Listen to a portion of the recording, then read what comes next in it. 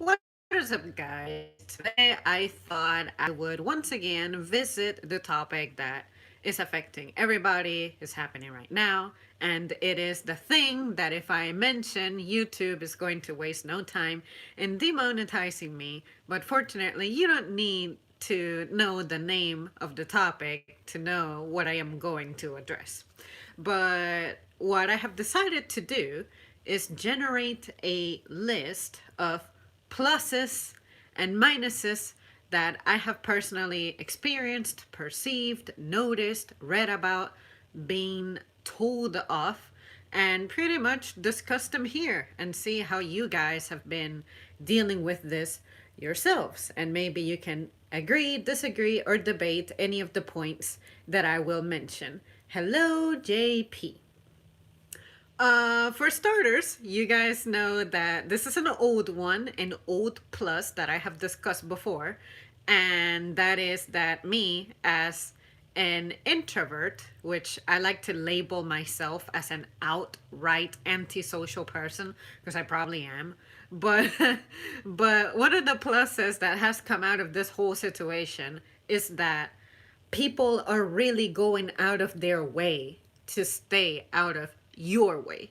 Like if they see you coming, you're at the grocery store, they see you coming, spaces just open up and no one is breathing so close to you. Because in the past, I have had people who are so, by my standards, disgustingly close to me, and I detest that. I need to feel like I can freely move. But if you're obstructing my way and you're all up in my personal space, I just cannot deal with it. And I cannot emphasize that enough. Like, people just don't get it. And some people actually do well about it by my standards, just as well as I do about it, which is you leave a considerable distance between yourself and the person who's ahead of you. Growing up, my mother always told me that. She always said, make sure you leave people alone, give them their space. And I'm really glad that she emphasized that because it's been so useful for me. And it's also a safety thing. I need to have time to react to whatever it is that the person ahead of me is doing or may be considering doing. So I think that her advice in that department was really, really good. And I'm glad that to this day, even though I'm not a kid anymore and I'm not under her guidance, that is still something that I perform in a daily basis without having to think about it. And yeah, that's pretty much it on that note. And then this is my favorite one, which is jobs with actual real value are finally getting recognition. I will never, ever, ever forget my mother telling me that at a job, the most important job is held by the person who does cleaning. The custodian, the porter, the janitor, whatever it is that you call them. That is such an important job. And of course, back then she explained it to me. I do not need to explain it to you. Hopefully, you get it. But situations like this need to happen so that people understand why these roles are indispensable. And if you are assigned to this role, it fills you with pride, but in addition, it also encourages you to keep going. Because sometimes you might feel like the job that you're doing is meaningless because by the construct of society, you may not get very far. Like having a career with this, unfortunately for the average person, this will not mean that you will live a life of luxury. Like you definitely deserve. I think everybody deserves nice things. But it's really nice to see that situations like this will particularly serve as a highlight for that purpose. And my mother always told me to never ever look down on these people. And when you're a kid, yeah, you look at it as, okay, my mom is just saying that because she's trying to teach me some manners.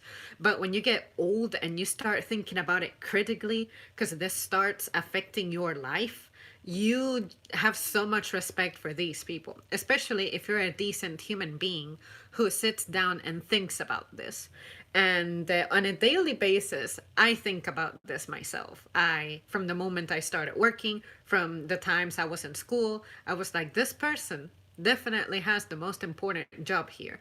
Now, the kitchen job is just as important. You want to have your lunch when you're in school and whatnot, but what good is lunch if these people do not know how to follow safety rules, food safety and sanitation and all that? You're going to make yourself sick with something as vital as eating. For me, I would rather postpone my eating and know that I'll eat safely later than eat right now, but know that I'm putting myself at risk. That's pretty much the point I'm trying to illustrate with that. But it's interesting that jobs that were always looked down on, everyone doesn't want to admit, most people don't want to admit that this is important and this has value, but politically, it's been pre established for us that certain things will have more value than others.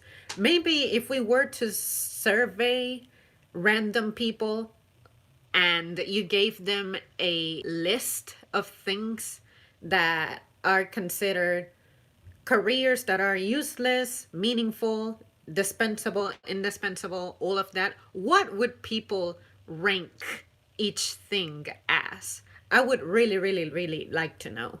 But I also would like to create this test in a way that people do not feel like they're actually being tested. Because sometimes people may become suspicious. They're like, let me think like a more morally inclined person, because if I don't, then, I feel like it would alter the integrity of the experiment. But I would really love for someone to go out there and do this on my behalf. And since I see a rain of comments, I'm going to uh, go ahead and catch up with what you guys are saying. Uh, first and most sexy. Hello, Garetta.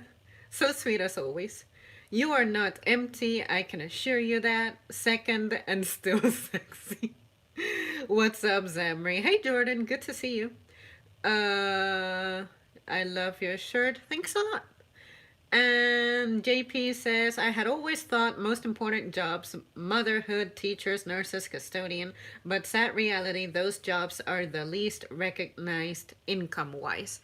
And you see, this is where, if you've been in my channel for a long time, I have done a lot of emphasis on what your individual values are. And in the past, I don't remember the title of this video because I have like 2,000, but but there was this video where I was discussing monetary rewards versus the spiritual, emotional, mental reward that you actually take home with you. And it's very, very, very difficult because depending on where you're born, it's really, really stressed on you that you need to go for the stuff that leaves you with the most money. And of course, at some point, stuff used to not be like that. I'm not very good about history, especially ancient history, but very, very basically, this wasn't always the way things were. And I'm not saying that the olden days were the best thing ever. Not at all. I mean, every period in history has had its challenges. But it's interesting that there's still people out there who at least admit that the amount of effort, dedication, time invested into their careers that are deemed as, you know, modestly paid, they're so important, and people always want to degrade them. And growing up, you don't think about that until you are there yourself. Like, I'll never forget this fool I was listening to on YouTube one time, and he was saying, well, guess what? I don't owe anything to any of my teachers because I became the successful person that I am completely on my own. And nobody ever remembers their fourth grade teacher. It's not like your teachers are the ones inspiring you, this and that. And then I thought about that. And I'm like, well, what about the people who go on to have great connections with their teachers? Like, I was still in touch with my teachers long after I graduated. I don't do it as much anymore, and I definitely feel bad about that. But there are people out there who really place value on their teachers. And for this fool, he likes to forget that the only reason he's successful is because he can read. He definitely owed that to a teacher. He can play music. He owes that to someone who needed to have the ability to either introduce him to the content, to the concept, or at the very least break it down for him. You don't have to be someone certified teacher to be able to inspire or explain something to someone, but you cannot discredit your teachers entirely. Anyone who did any form of teaching on you has influenced you and helped you get to where you are at. So for you to say that we don't need to be paying teachers adequately because nobody remembers the fourth grade teacher, you need to understand that education is something that must be handled progressively, which is, I'm not going to throw at you concepts that are very, very difficult, complex, that you're not ready for because your mind is not there yet. Your ability to read is not there yet. Your comprehension is not there yet. That's why there are multiple levels. And with each level, the intention is that upon researching and long term experience in the education system, experts decided that on average,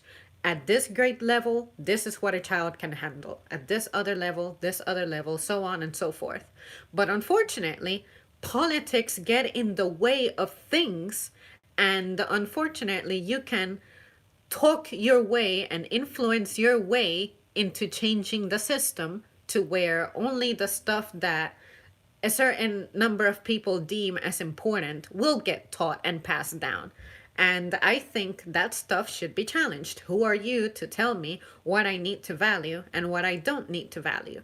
So, oftentimes, when someone in those kinds of positions tries to come off as human, it's really hard to believe them because until their bubble is endangered, that's when they have any interest in you.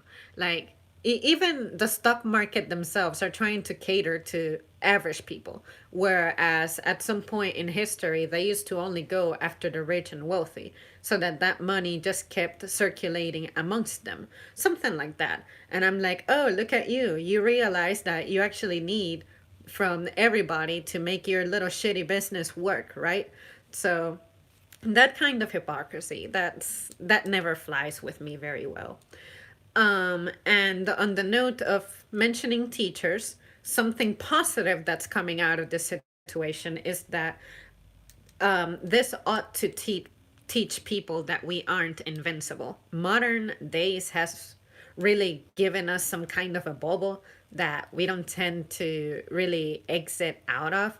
And I think that is ridiculous and absurd and absolutely dangerous. And I'm just glad that although something like this had to happen, it helps us slow down, think about it for a second, and be like, oh crap, if I'm not careful, I can be the next person who's a victim of something really bad. And it's really easy to get lost in the convenience of modern days and how much more easy we have it compared to our ancestors. Some of us have it much easier, but just don't take anything for granted. And I feel like this mess does really good about bringing that to the surface. Um, and definitely motherhood. There's people out there who are saying, "Oh, look at that. This is affecting women more, right? Because anything bad that happens in society has to affect the women more, right?" But it's like this is coming I feel like I'm being taken back to the old times when I had no rights and I had to be expected to be at home and taking care of the kids and this and that. And I'm like, well, if you're a busy working woman, take this time to be close to your kids. Embrace the fact that they're out of school. It's springtime during these months, usually.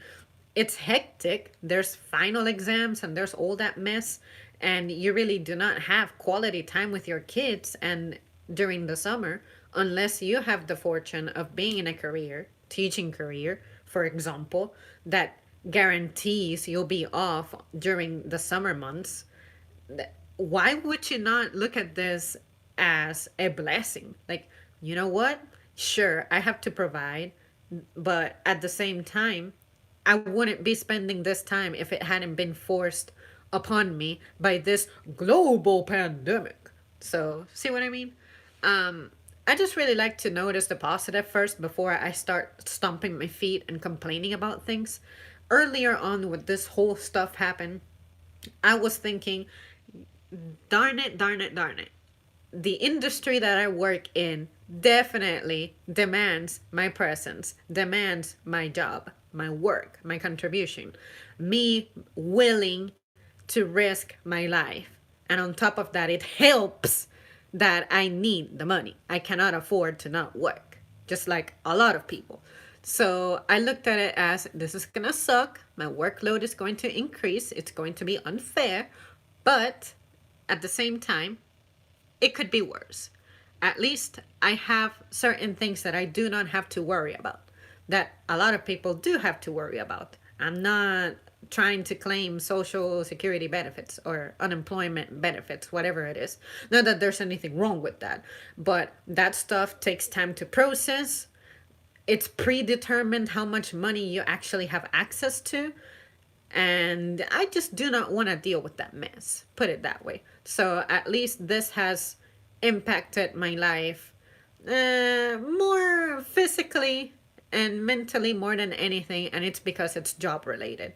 But outside of that, it's like I'm doing well, I'm doing great. So why would I want to be upset about this happening when it could have been really bad? So let me focus on the positive and then curse the negative stuff. And the positive far outweighs the negative. Um, God is testing us to see our true colors. That too, and I will get to that momentarily. Yep, Earth was lit before the government. I am playing the tiniest violin for people who struggle now. I am black. A teacher in school looked at and say, no one cares about your black skin. Get ready for discrimination solely based on skin color for no reason. The Bible is the only thing that helps me.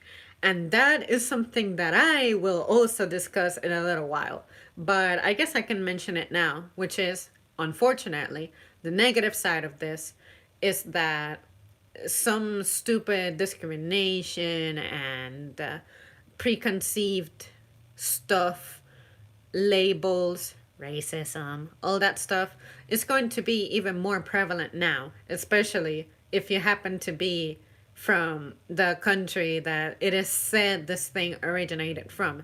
Now your culture is going to be tore down. Now your culture is going to be insulted and belittled, and more stereotypes are going to come up from this.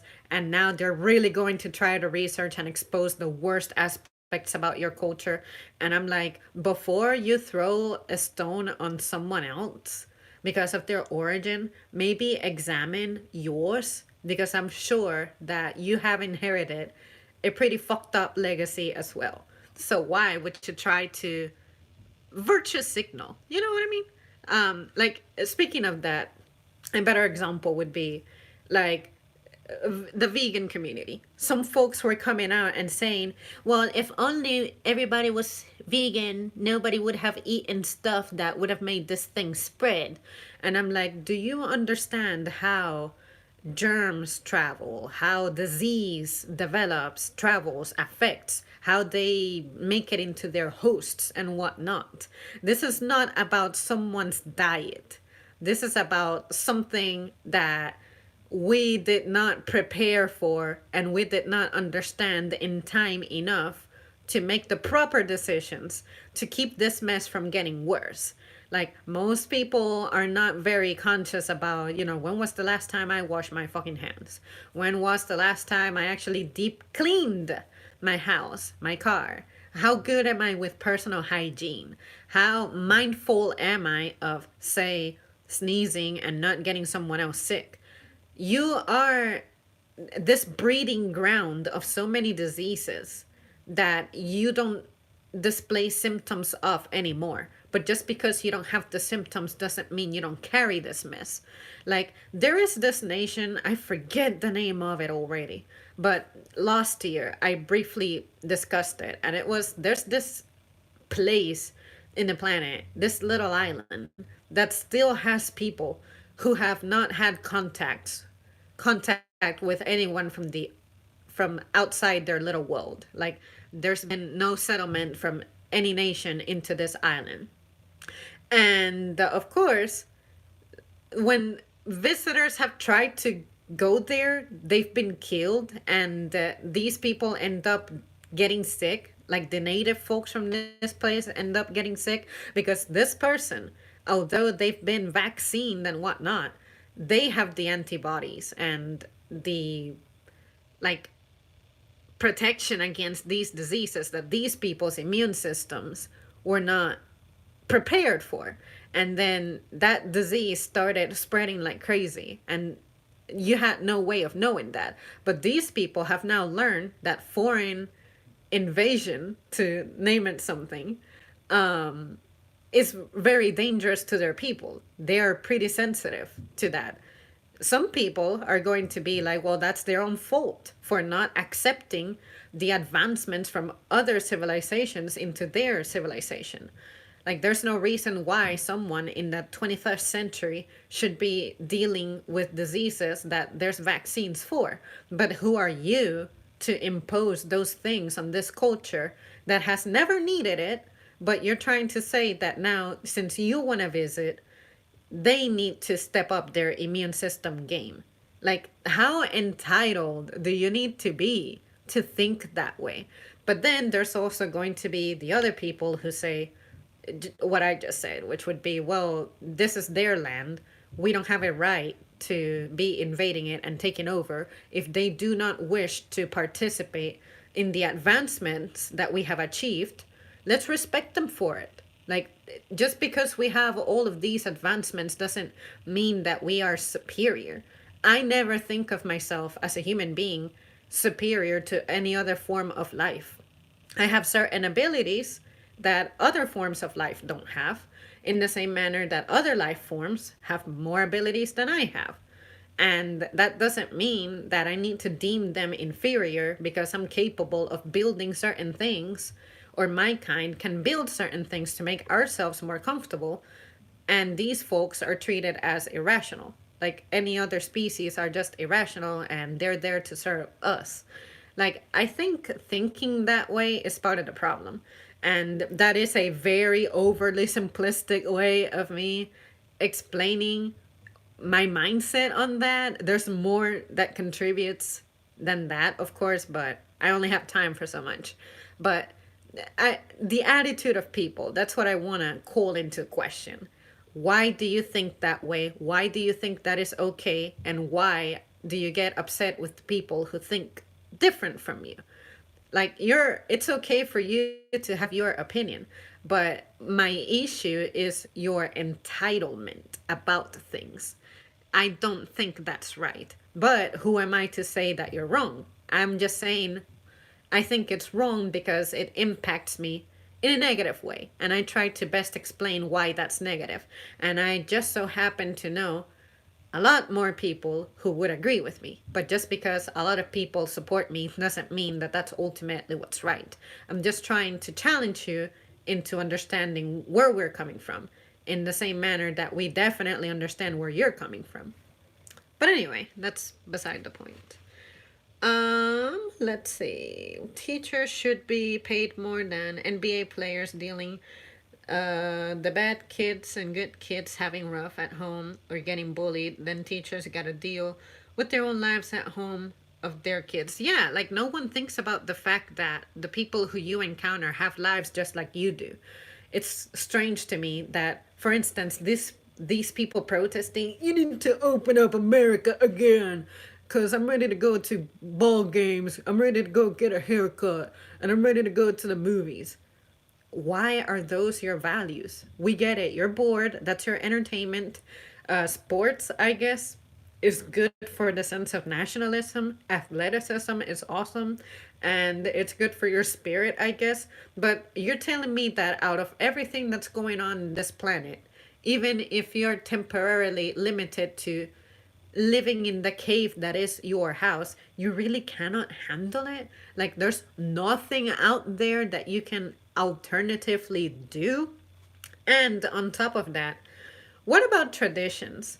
I feel like these people are victims of the tradition. Every year for this season, I'm watching baseball or whatever the hell the sport is for this season. I don't know. I don't do sports. But like Florida declaring the WWE an essential business. How is that a goddamn essential business? Because you need entertainment? I mean, there is unlimited hours. There's more hours of entertainment in every platform that offers entertainment than your entire lifespan. It's your entire lifespan, many times over. And you're telling me you have to settle for the thing that you're accustomed to. Why? That's why I have a hard time respecting people because who think like that. Because I cannot imagine a life in which if I lose something I'm used to, that's the end of it. Like, say, my favorite drink in the whole wide world is chocolate milk. I can go weeks, months without it, and I'm not losing my shit. So, why can someone not be like, let me just live without the movie theater experience for however long this mess needs to go on? At least I'm safe. I'm keeping other people safe.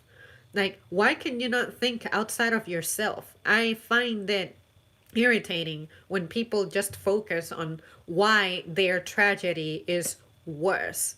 And if you express that and that your sentiment is not even one that adds true value to life, like what truly matters in life to ensure that you live a good quality life, it sickens me.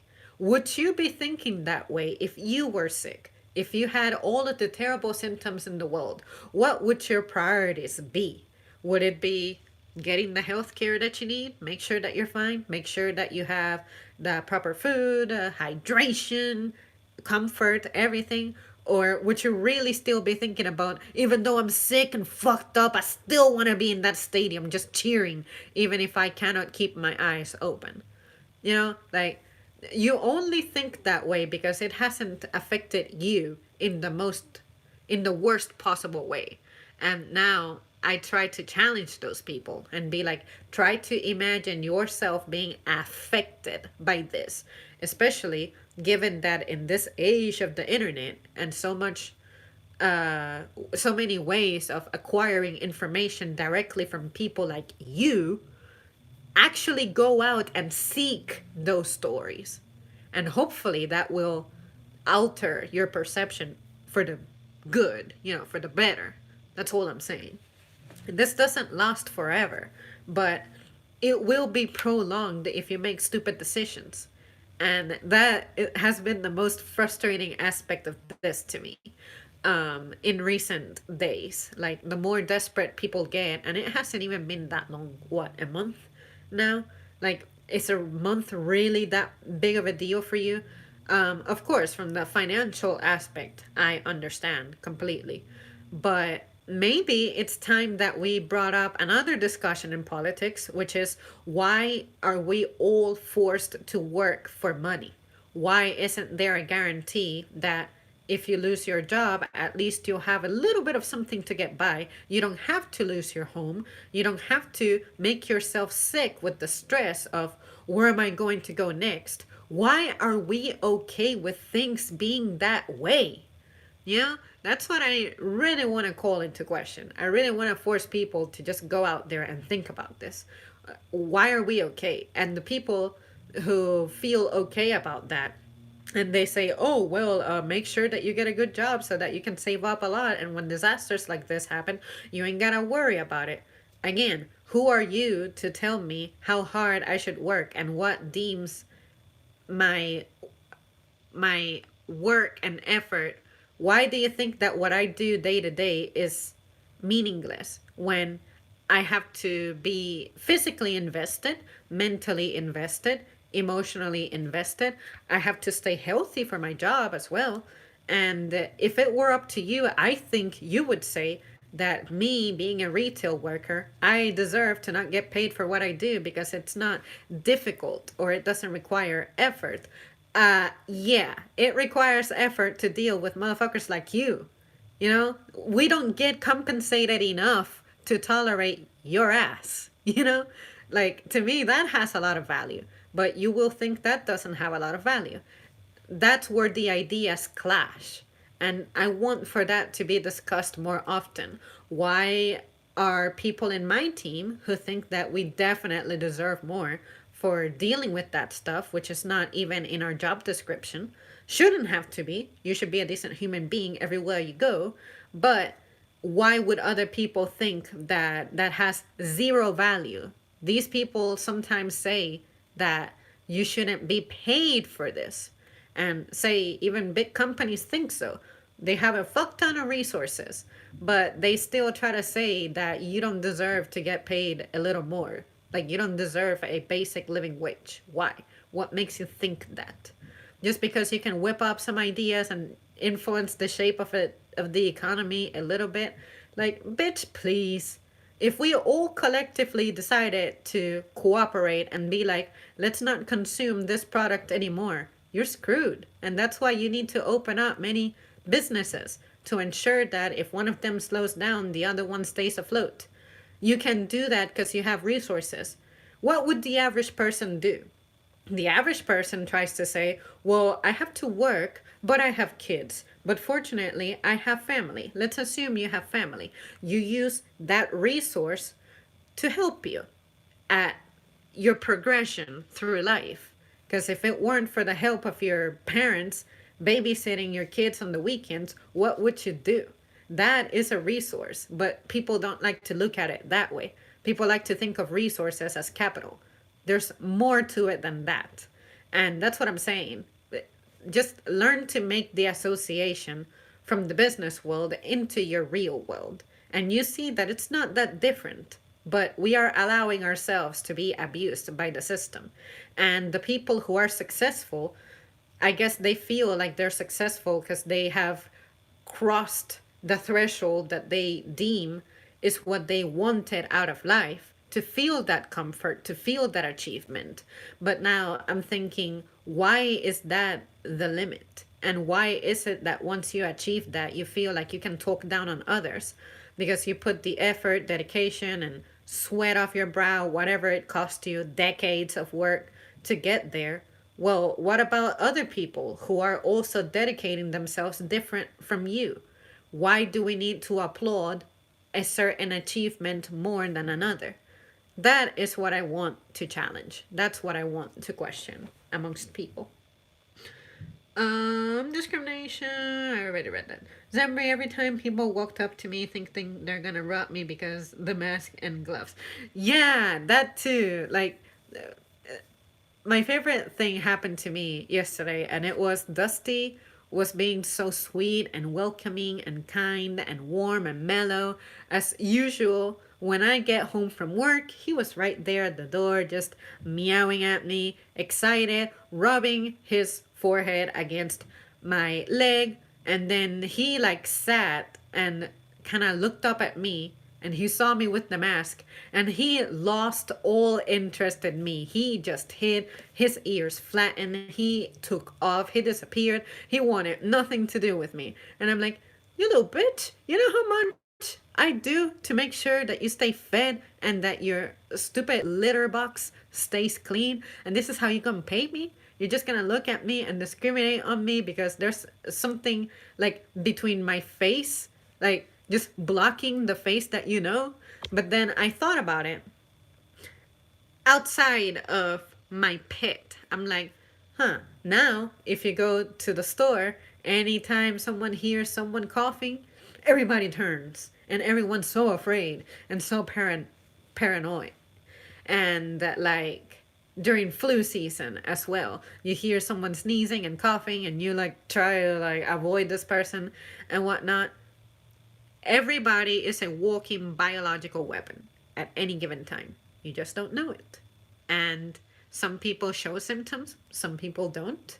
But we like to forget about that because regularly we feel fine, we feel well. When we start to not feel so well and we see the reports of people's lives being taken, that's when we suddenly want to start caring a little more.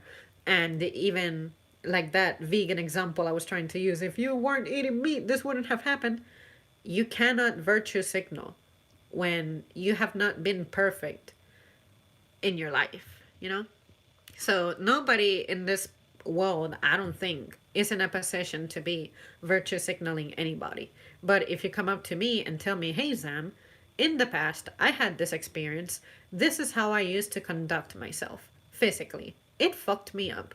And I really would like for you to not go through the misery that I went through. And then I'm like, huh, interesting. How did you discover this? One of the points they may bring up is, oh, by the way, it does matter what you eat based on your blood type.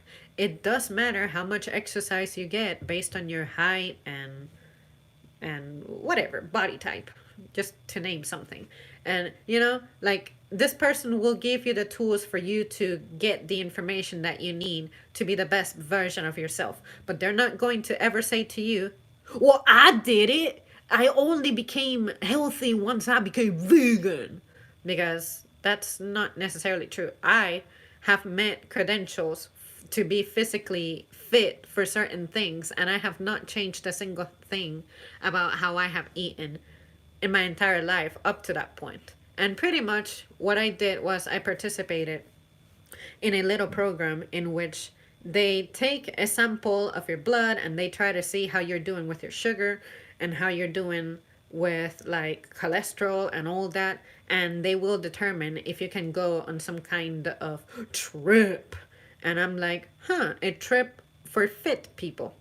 Cool. It's nice to know that I'm considered fit on a genetic level. Like, I'm not diabetic, I don't have hypertension or anything. So it's nice to know.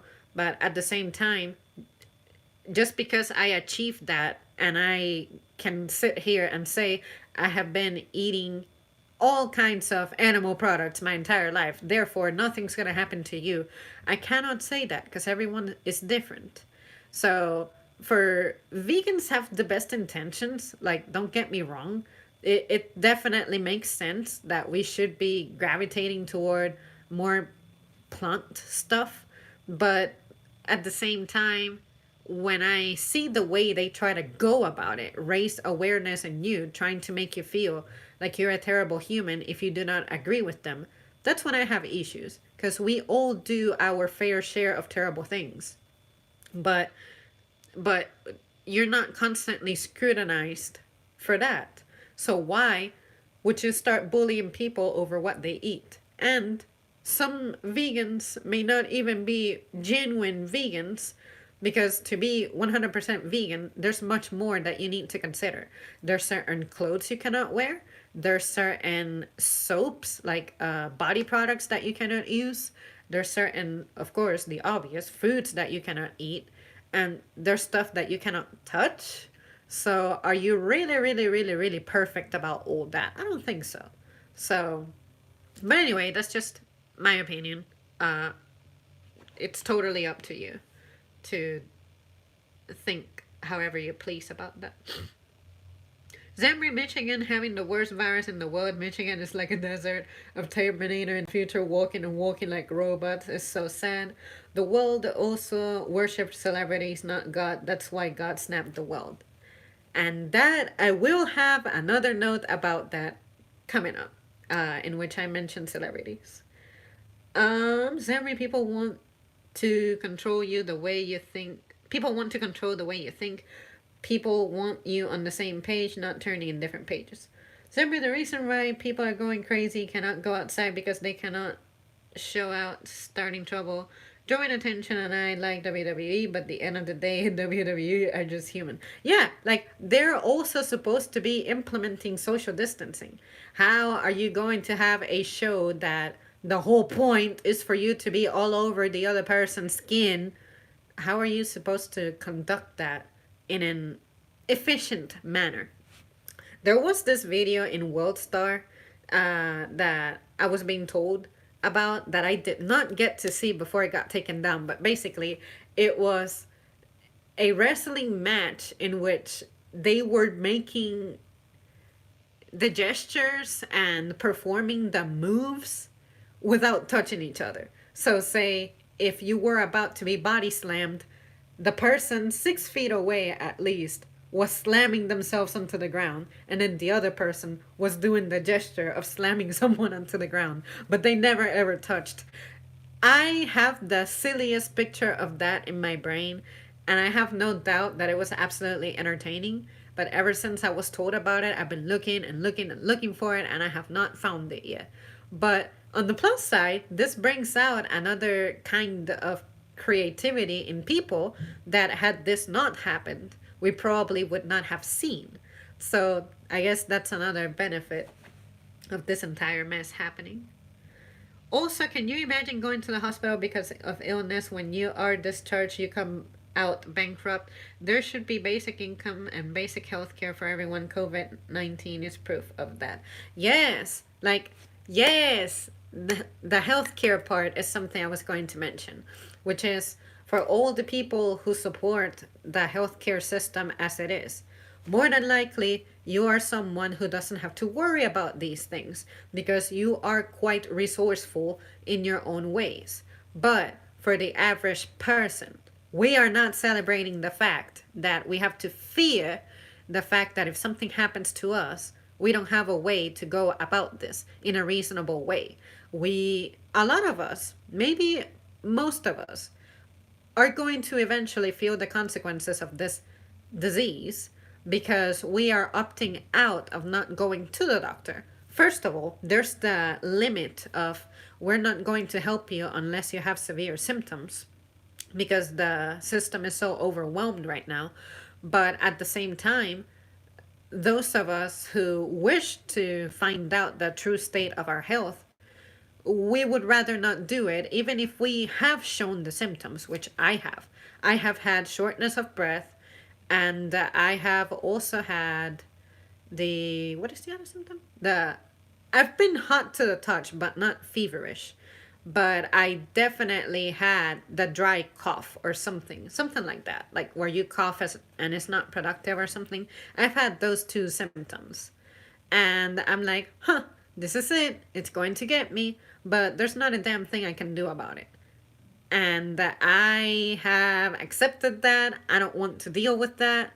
And that is why my family does not deserve the burden of me, racking up all these hospital bills and whatnot. And on top of that, that's not what I want for myself. And I also refuse to allow myself to be made a business out of. When I was born, someone made their money off my birth, like, and then when I die, someone is going to try to make money off me once I'm dead. But I definitely need to let everyone know I want a very natural burial. Like, if you have to throw me into like this massive grave where people are taken to when families cannot pay for their burials or something, I don't care. I'm useless. I am dead.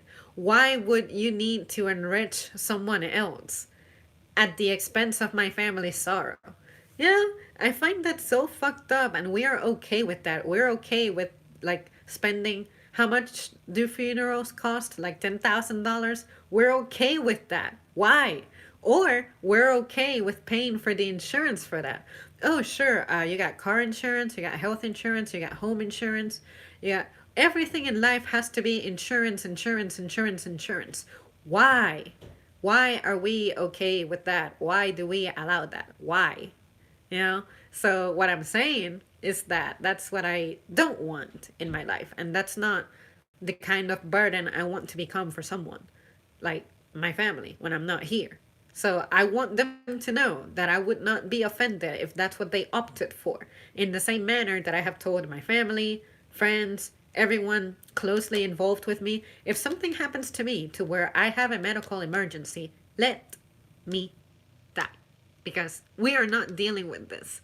And nobody should go in their lives saying that.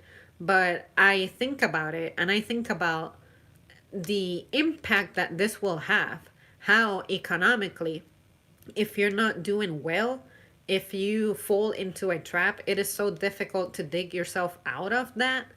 And we don't deserve to be stuck in that hole.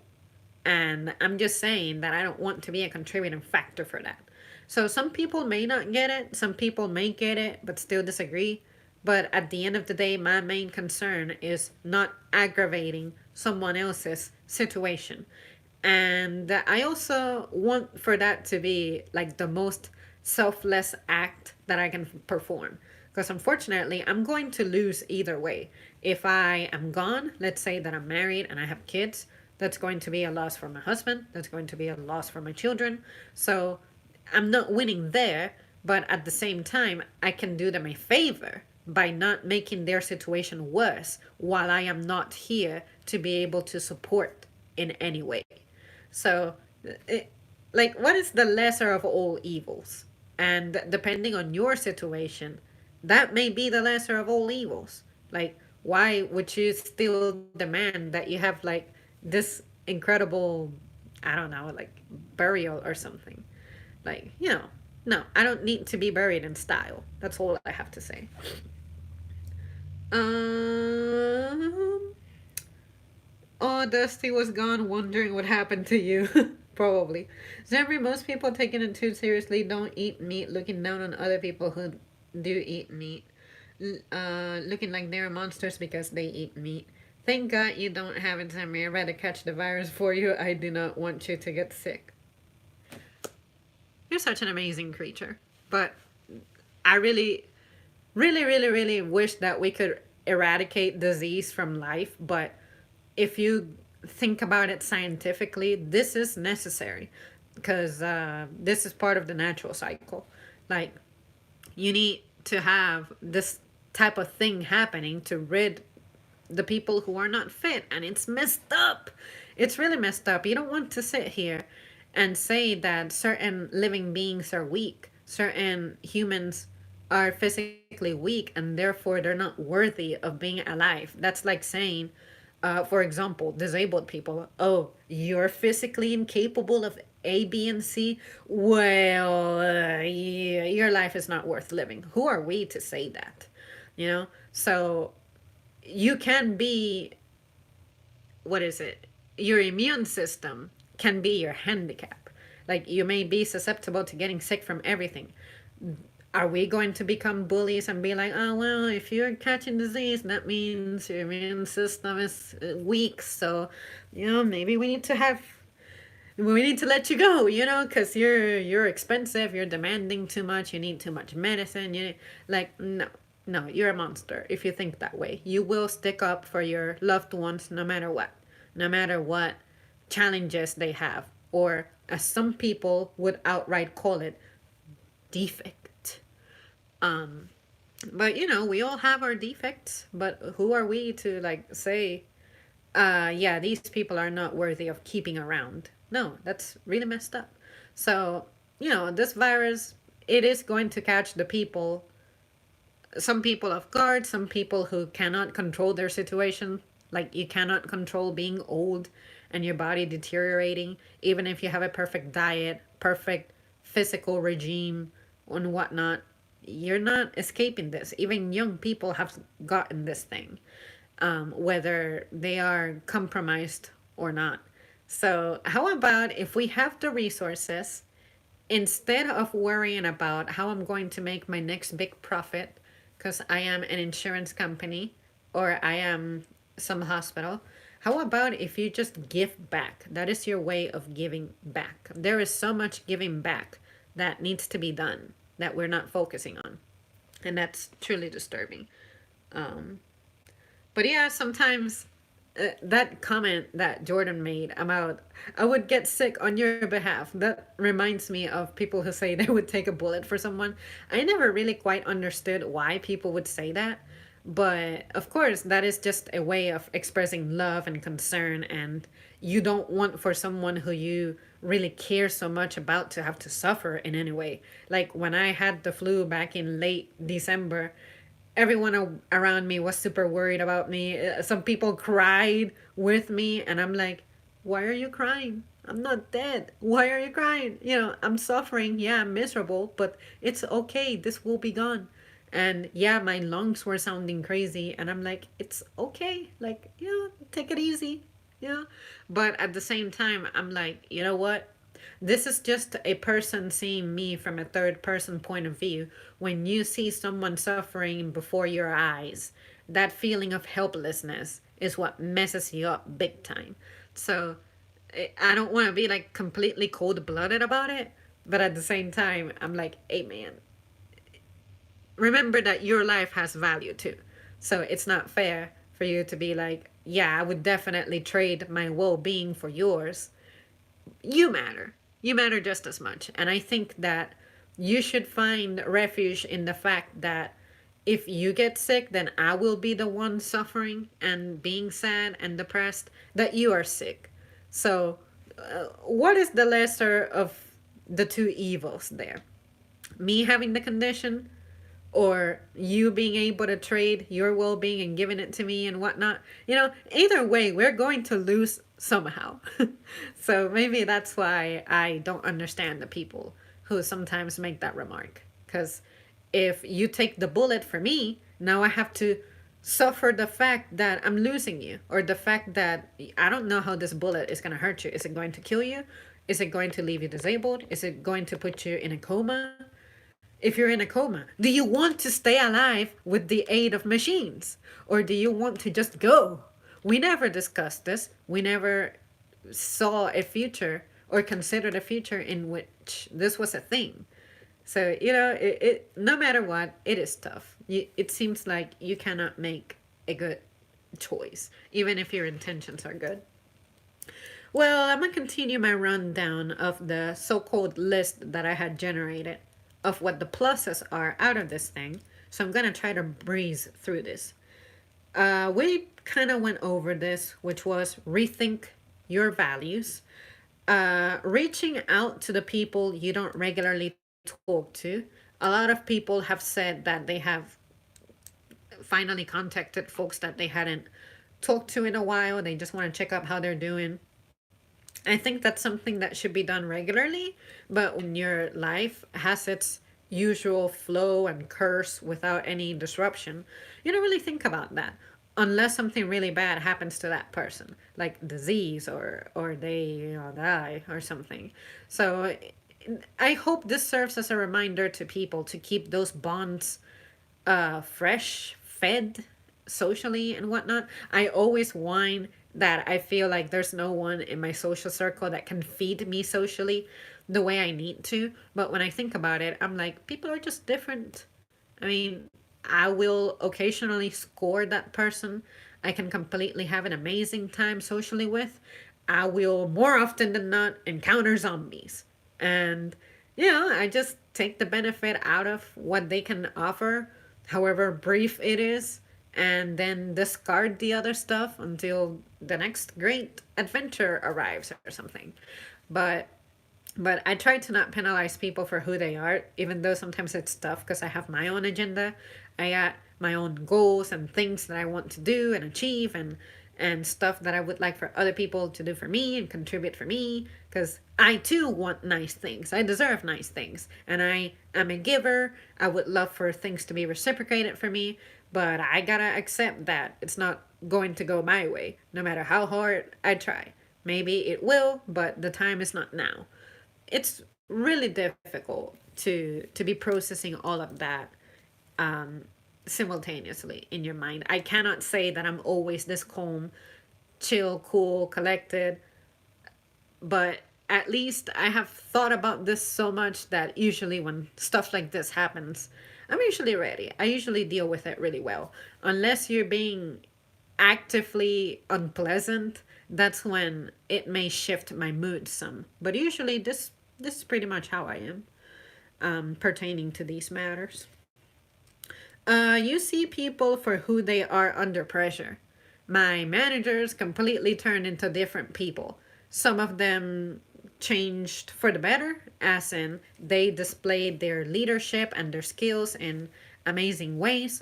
Others I'm concerned about and definitely wish to see better performance from. But then again, this is something unprecedented for most, if not all of them. They're all different people, so some of them will exhibit behaviors that are appropriate for the situation, some of them will not. But for those who don't display what we need, this is their opportunity to grow. Everyone has something that they can work on. Maybe this is the thing that needed to happen for them to realize that this is an area that they need some polishing on. And it's nice when this happens because it's a new challenge in your life and you best embrace it because it's not going to get any better from there if you don't do something about it. Professionally, I see how much I can handle. It pretty much goes hand in hand with that, except that I am not really in like a manager role or anything, but at least I saw that in the midst of people being crazy, my leaders being under pressure, and at times being completely alone in my role, I can handle it. Positive attitude, physically, I took care of myself. I still ate as well as possible within my capacity and flaws and all that. But also, I try to not get too carried away, especially since I'm conscious about how very closed the gym is. And now I see my body changing, and that's all I obsess over. But again, this is something temporary. So just embrace it. This is my favorite. The fact that public places seem to be a whole lot cleaner now. I cannot tell you how much cleaning goes in my building now that I had never seen before in my 7 years there. And it's a shame. I have always questioned myself why that is. Why is it that there's only two people that make up the entire custodian team? That always concerned me. I'm like, when was the last time this was clean? This was clean, and that was clean. When these folks go on vacation, sometimes I get offered their shifts, and I take them. But when I think about how much I should be doing in 8 hours and how much I can actually achieve because unforeseen circumstances just come up, it's really concerning. We definitely should tag team when it comes to that role. It is so important and so indispensable. And I really hope that this situation highlights that and that companies start taking steps to ensure that they have plenty of people focusing on the cleaning aspect of the house. And most places I visit, when I read their company values, they tend to say that housekeeping is everyone's responsibility since, if you trip and fall as a customer and you sue, that is expensive and whatnot. So it's more, I guess the emphasis is more on the business side of it. Like, I don't want to pay for your broken leg, right? But at the same time, I'm looking at it as what about our safety? What about our health? Like, not just your broken leg, but like your immune health. So it always disturbed me that such an important role, one person seemed to be completely responsible for it. And if you think about it, maybe a business is open for 12, 13, 14 hours out of the day, and this person only gets a 1 8 hour shift and the rest of the cleaning is supposed to be a collective effort. Most people are ready to go to the point that unless you actively instruct people, this is what you need to own, this is what you need to clean, this is what you need to discard, polish, people ain't gonna do it. And it shouldn't be like that. You should have integrity. But unfortunately, most people are there to do the bare minimum. So you, as a leader, That's when I want you to really show off your manager skills and get behind these people and be more what's the name, delegate these tasks, because unfortunately people are not thinking ahead. They're only thinking about the bare minimum on most situations. Now, some people are great, some people can think ahead and they're always offering their services and their help, but I tend to be harshly critical of people in my eyes who I see as lazy. But I think about the days in which I have been fatigued out of my mind, and I'm like, all I had in my mind was, I'm ready to go. I'm ready to go home. I'm ready to rest. I'm ready to lay down. I'm ready for a shower. I'm ready to eat. So it's not like my integrity flies out the window, but my willingness and not my job performance, but I definitely do not have the same energy into what I do. So I feel like I could have done more, but at the same time, I'm not a one woman army. Why do some people who get paid the same as you for the same role that you're conducting get away with doing much less than you? So at some point, you need to learn to not allow yourself to be abused of. And that is something that I was a victim of for the longest time. I was raised to not be weak against challenges. I was raised to be someone who serves everybody.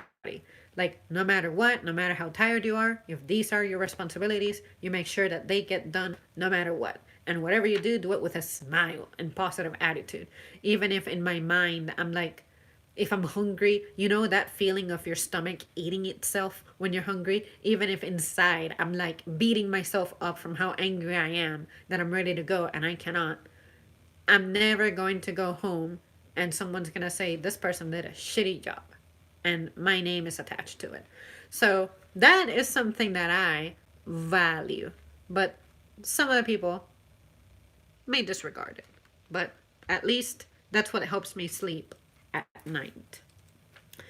Less traffic. I am so delighted that when I drive, I have not been in a traffic jam in 2 months now. Although this whole stuff started happening like a month ago, like the shutdowns, lockdowns, whatever.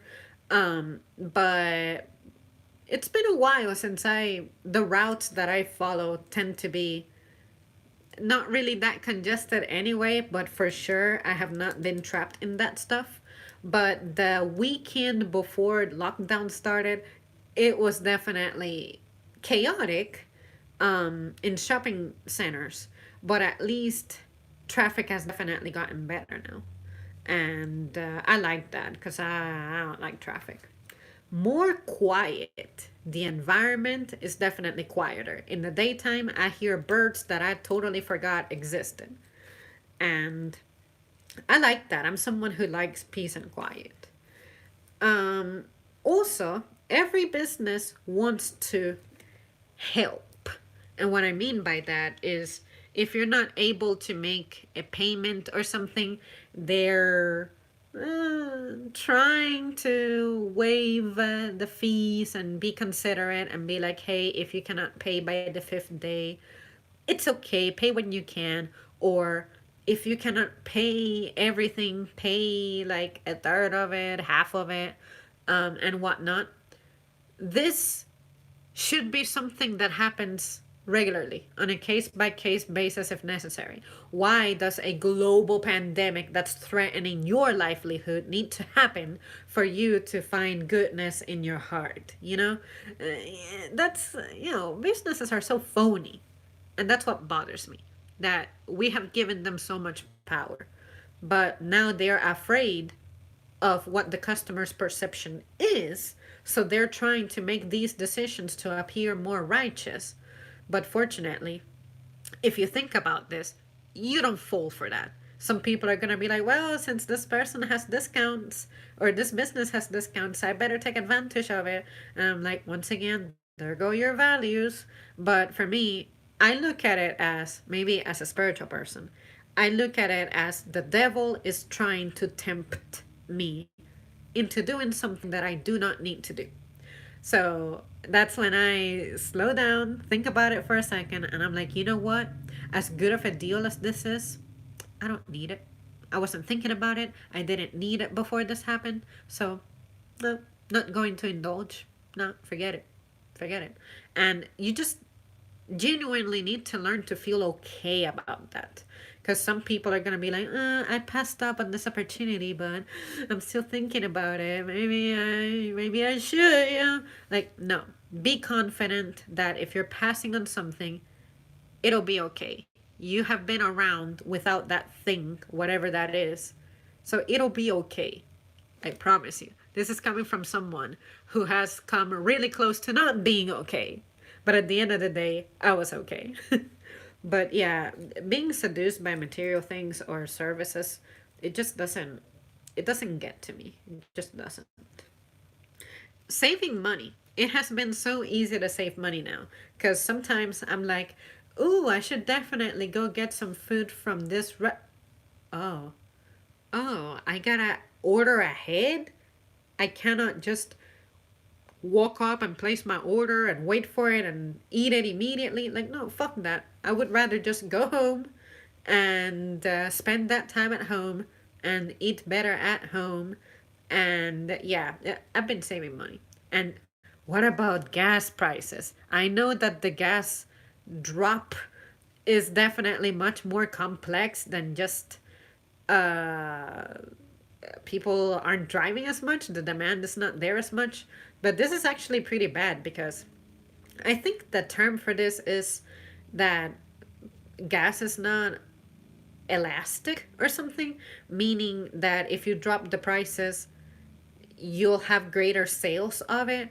Just because the prices for gas are dropping doesn't mean people are driving more and therefore burning more fuel to need to refuel. So there's more to it than that. I don't understand it completely, but I have made that little connection. I understand that little bit. And I'm like, oh, well, that makes sense. Um, I never thought I would see a time in which, gas prices would be this low again, or um, say that supposedly these companies need to pay consumers to like get it out of their hands because they don't have storage or something. Wow. I remember a time in which gas prices were three times the price of what they are now. So, yeah, this is unprecedented. Unprecedented. I always thought that gas was something that was not negotiable like that. The government, this also shows that the government has much more monetary power than they try to lead us into believing. Like, you guys, did you notice that all of a sudden, like, these people pulled all those trillions of dollars out of their asses? And I know that the deficit is not ever going to be paid off. I don't think it's even meant to be paid off. But, like, if you had this money to bail out all of these stupid companies, you definitely have money to bail out the working people, the working class, the poor class. So for those people who like to support the politics of, if you want to better your life, you just need to make better decisions about your career and whatnot. I'm like, you see, even the government that you still work for, they can do so many amazing things, but they're refusing to because of their personal agendas. And what I love about modern days is that people are talking about this more. People understand this a little better now. And I'm just glad that this conversation is happening. And I cannot claim to be an expert on it. I'm pretty sure that there is a crap ton that I'm missing out on that I have yet to comprehend. Some stuff I'll just never understand. But I'm just really glad to see that to whatever extent and capacity that people possess, it may be, people are being involved. I remember a time when my age group used to not be invested in this type of thing at all. And in school, most people avoided politics like it was the plague. But now I'm seeing so many of my peers being involved and even pursuing this thing, like becoming a candidate to be in a position of power to where you can change people's lives and your community and whatnot. I'm like, I can admire that because I remember a time when people used to not talk like this. So unfortunately, some other people get too woke about it, to carry it away, and that may be a little annoying if you are not mindful about what you're saying and how you're saying it. But the sole fact that this is making people discuss things that used to not be discussed before, I'm all for it. Definitely all for it. Um, Time spent at home isn't frowned on. And what I mean by that is not the people who are freaking out about being trapped at home, right? But I was always the person, I have always been the person who's like, hey, Zam, do you want to go out? And not that I get invited to go out, right? But say if when I was younger, people would say, hey, Zam, I'm having a party at my house. Do you want to come? And I'm like, no. Oh, you're going to stay at home for the weekend? Why? What are you going to do? It's boring. You should come over. This and that. So now being at home is encouraged and it's actually applauded, especially on the weekends, which usually the conversation used to be, what are you doing this weekend? Where are you going this weekend? So now, if you opt for being at home, no one is questioning that. Nobody is giving a shit. Everybody actually hopes and expects that you are staying at home. And of course, this has brought some issues. I guess this would be on the negatives about people who are in terrible relationships and whatnot.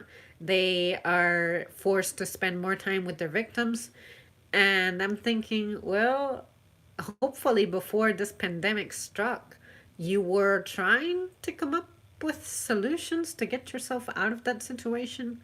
I know it's tough if you don't have resources, but I mean, I really don't know what to say to that note. I don't want to be insensitive and be like, oh, yeah, definitely.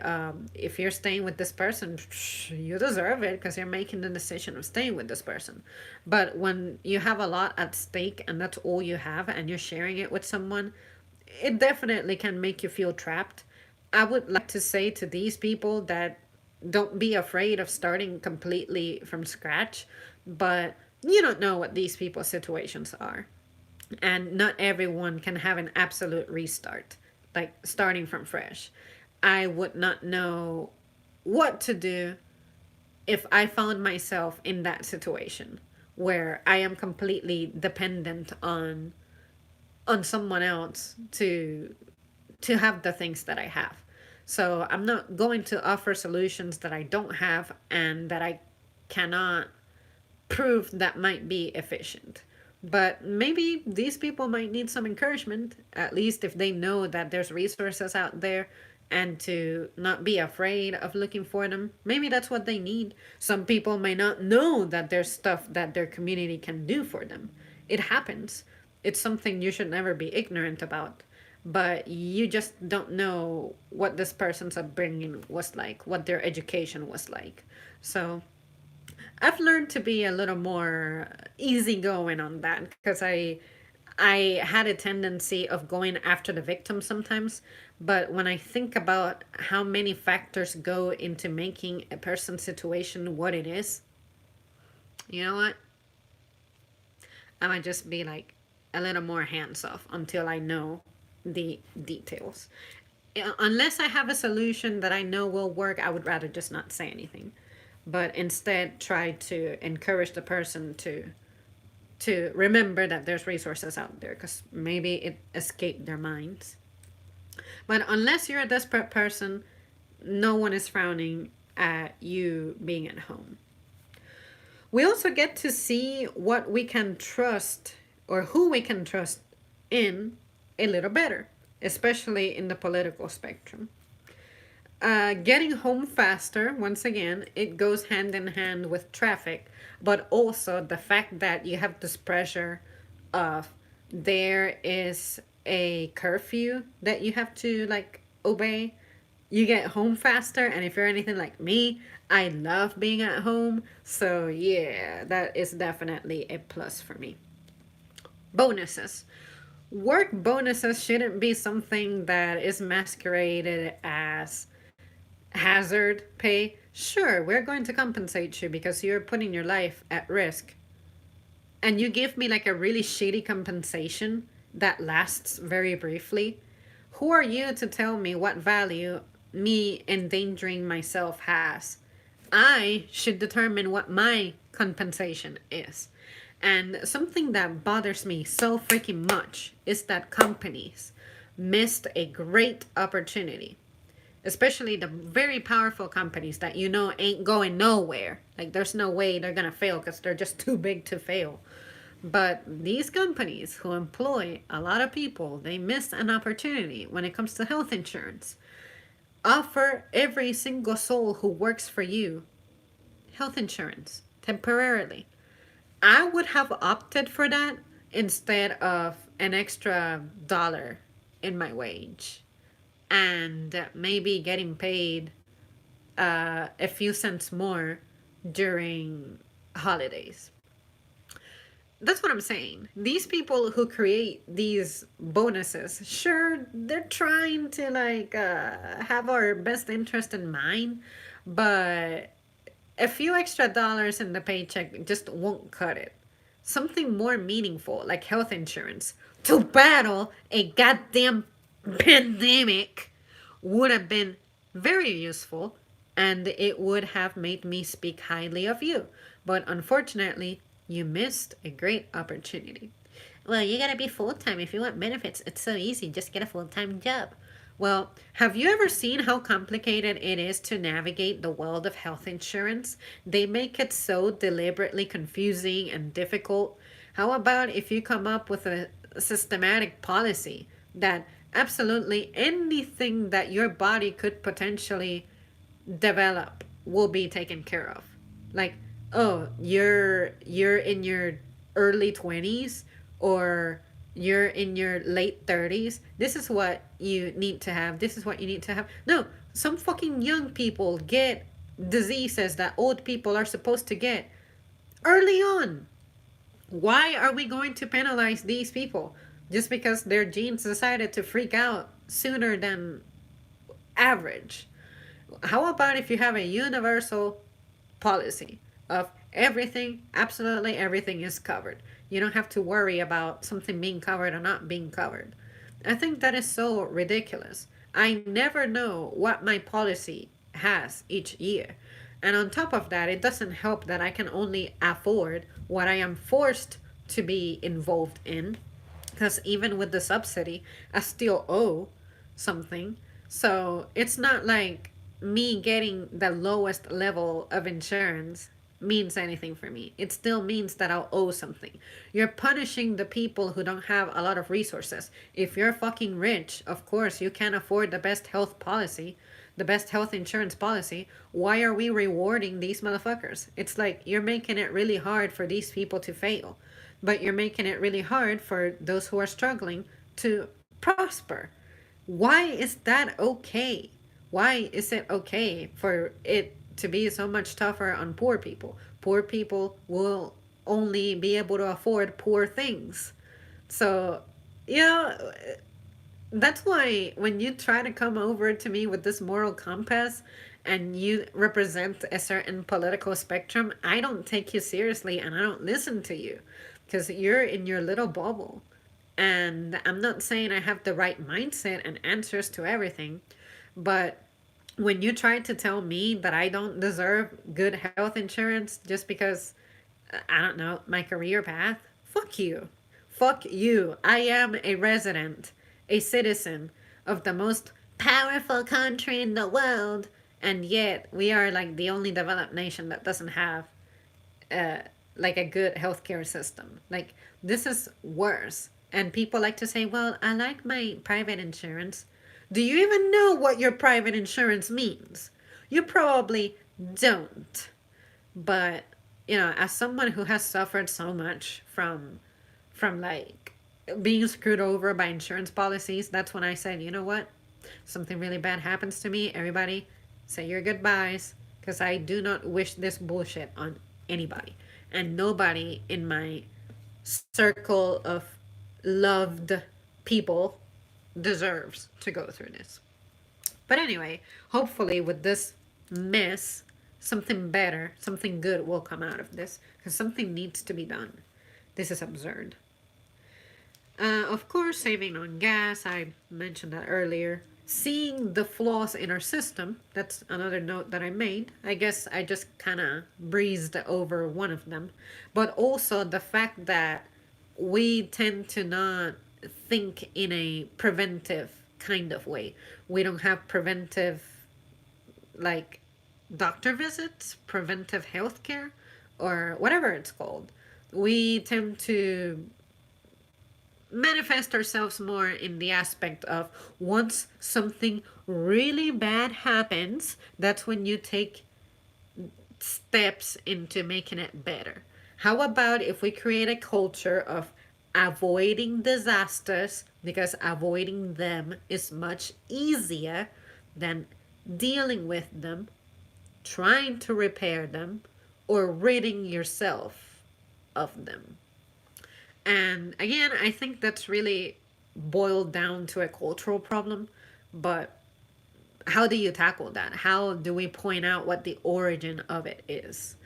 And how do you get more people to be on board with that? The situation of the homeless is being discussed. That is something that I was happy about seeing on Twitter. People were saying this is why this pandemic is particularly terrible for those who are already vulnerable, those being homeless people.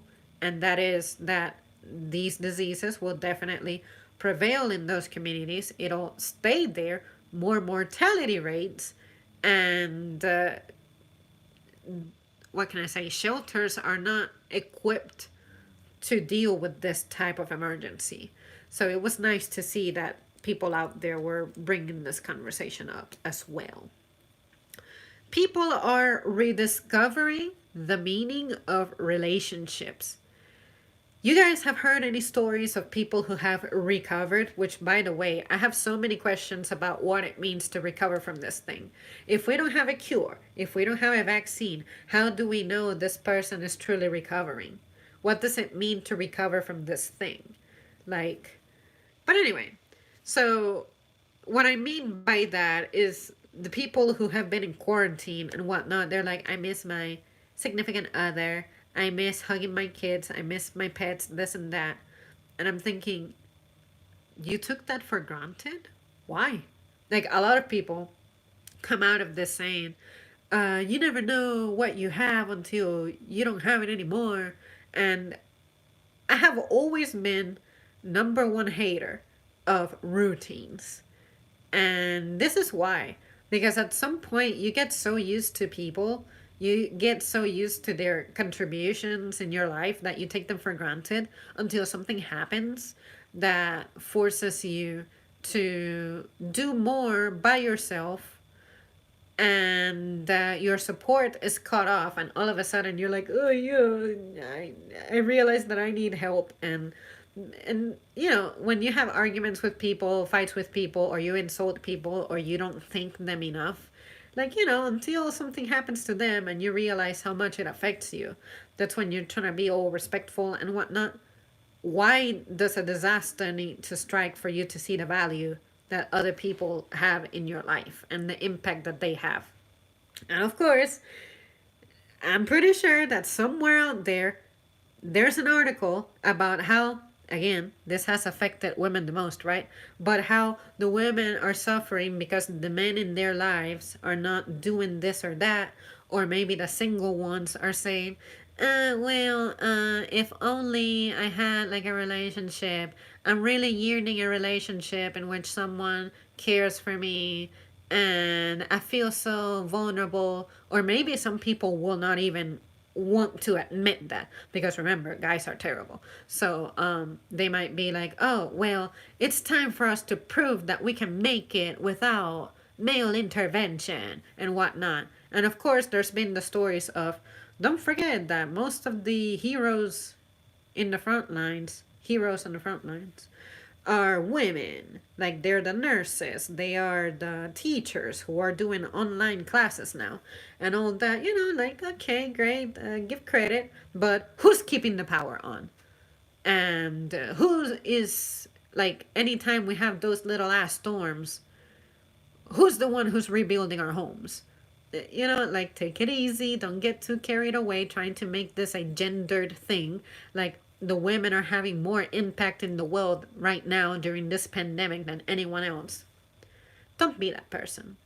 It's not necessary. We have proven why we are not in a dire situation as women, time and time again, and now you're trying to take this tragedy to fuel your agenda. Just, girl, just don't.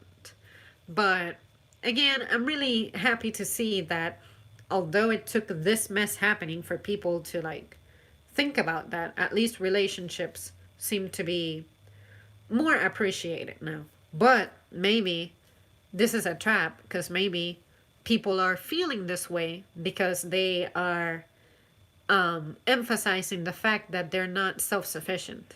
So, like, oh man, I'm so grateful for my relationship right now because of how easy it makes my life. Yeah, relationships are supposed to make you happier and feel supported. But if that is all that you're getting out of your relationship, that is not healthy. There needs to be more fulfillment than just the economical one, for instance. But anyway, that's just my opinion. And now we're going to enter the territory of the negatives. There's 2 pages to this. I totally forgot there's 2 pages to this. Anyway, this is what happens when I somewhat script something. I'm not good at this. But anyway, so some of the negative things are, of course, the desperate and unreasonable fucking people out there. Their attitudes.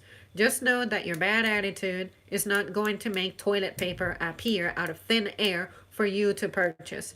You can be a resident of the most powerful country in the world, all that you want, but you demanding to speak to my manager because I told you, no, we don't have paper products, and you're like, I want to talk to someone about this. It's ridiculous that it's been 2 weeks that I've been looking for it and I cannot get it.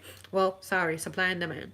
I guess you totally forgot that there is a system implemented for this convenience to exist in the first place.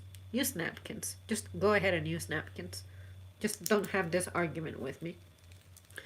Panic buyers and the waste potentially associated with them.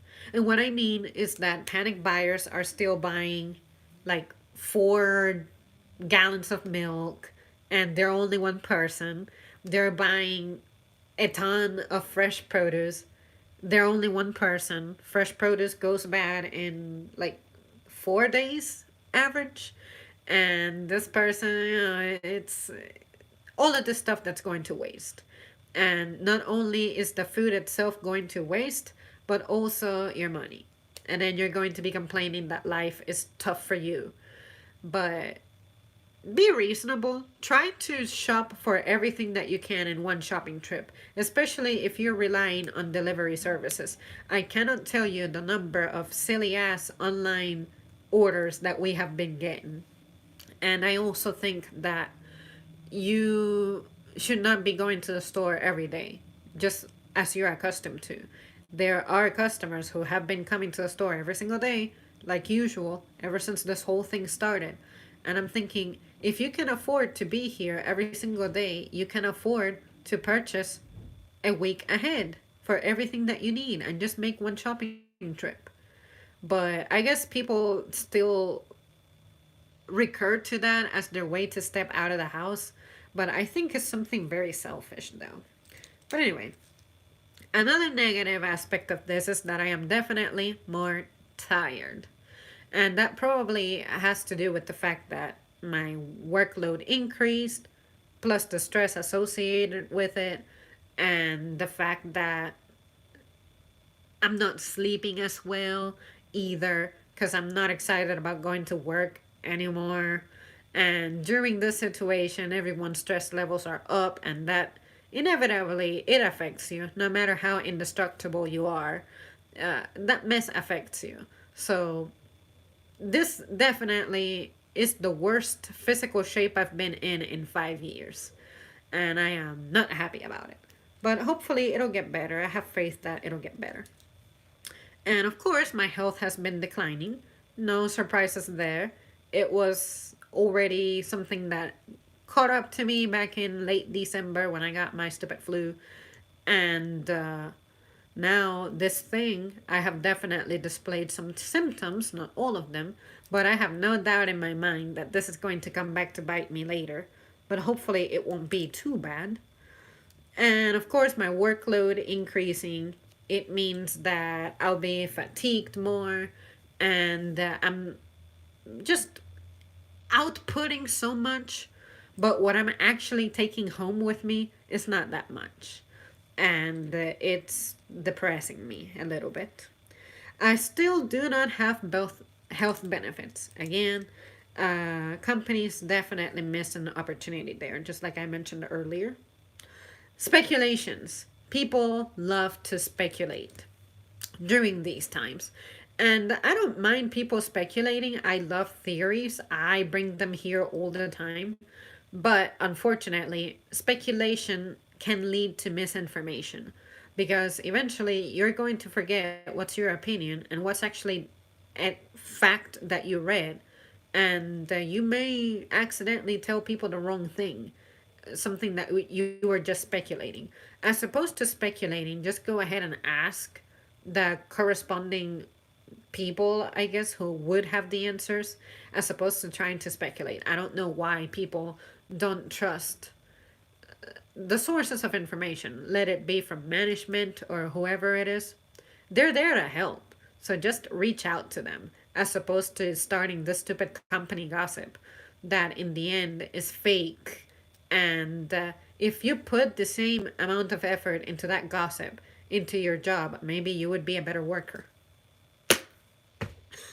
And yeah, needless to say, there are some people I'm not very friends with where I work out, but I don't go there to make friends. So, also, again, like I have been stressing throughout the stream, people are stressed.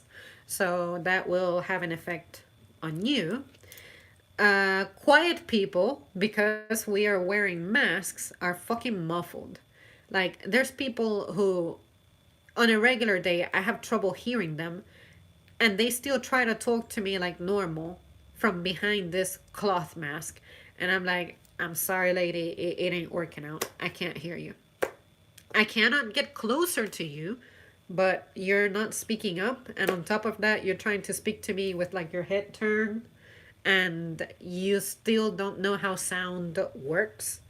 So if you're soft spoken, this is not the time for you to be speaking in an inside voice. But if you're going to speak louder, don't be an asshole and actively shout. There is a difference between projecting and actually being a legitimate asshole. So if I tell you, I can't hear you, I genuinely either cannot hear you, or I cannot hear you because you're muffled, or you're muffled, and on top of that, you don't make yourself be heard. So just bear that in mind. People forgetting about how supply and demand works. I pretty much discussed that earlier. And then the stupid internet and their challenges. The C virus challenge that was going around earlier last month or earlier this month. I don't even know when it was.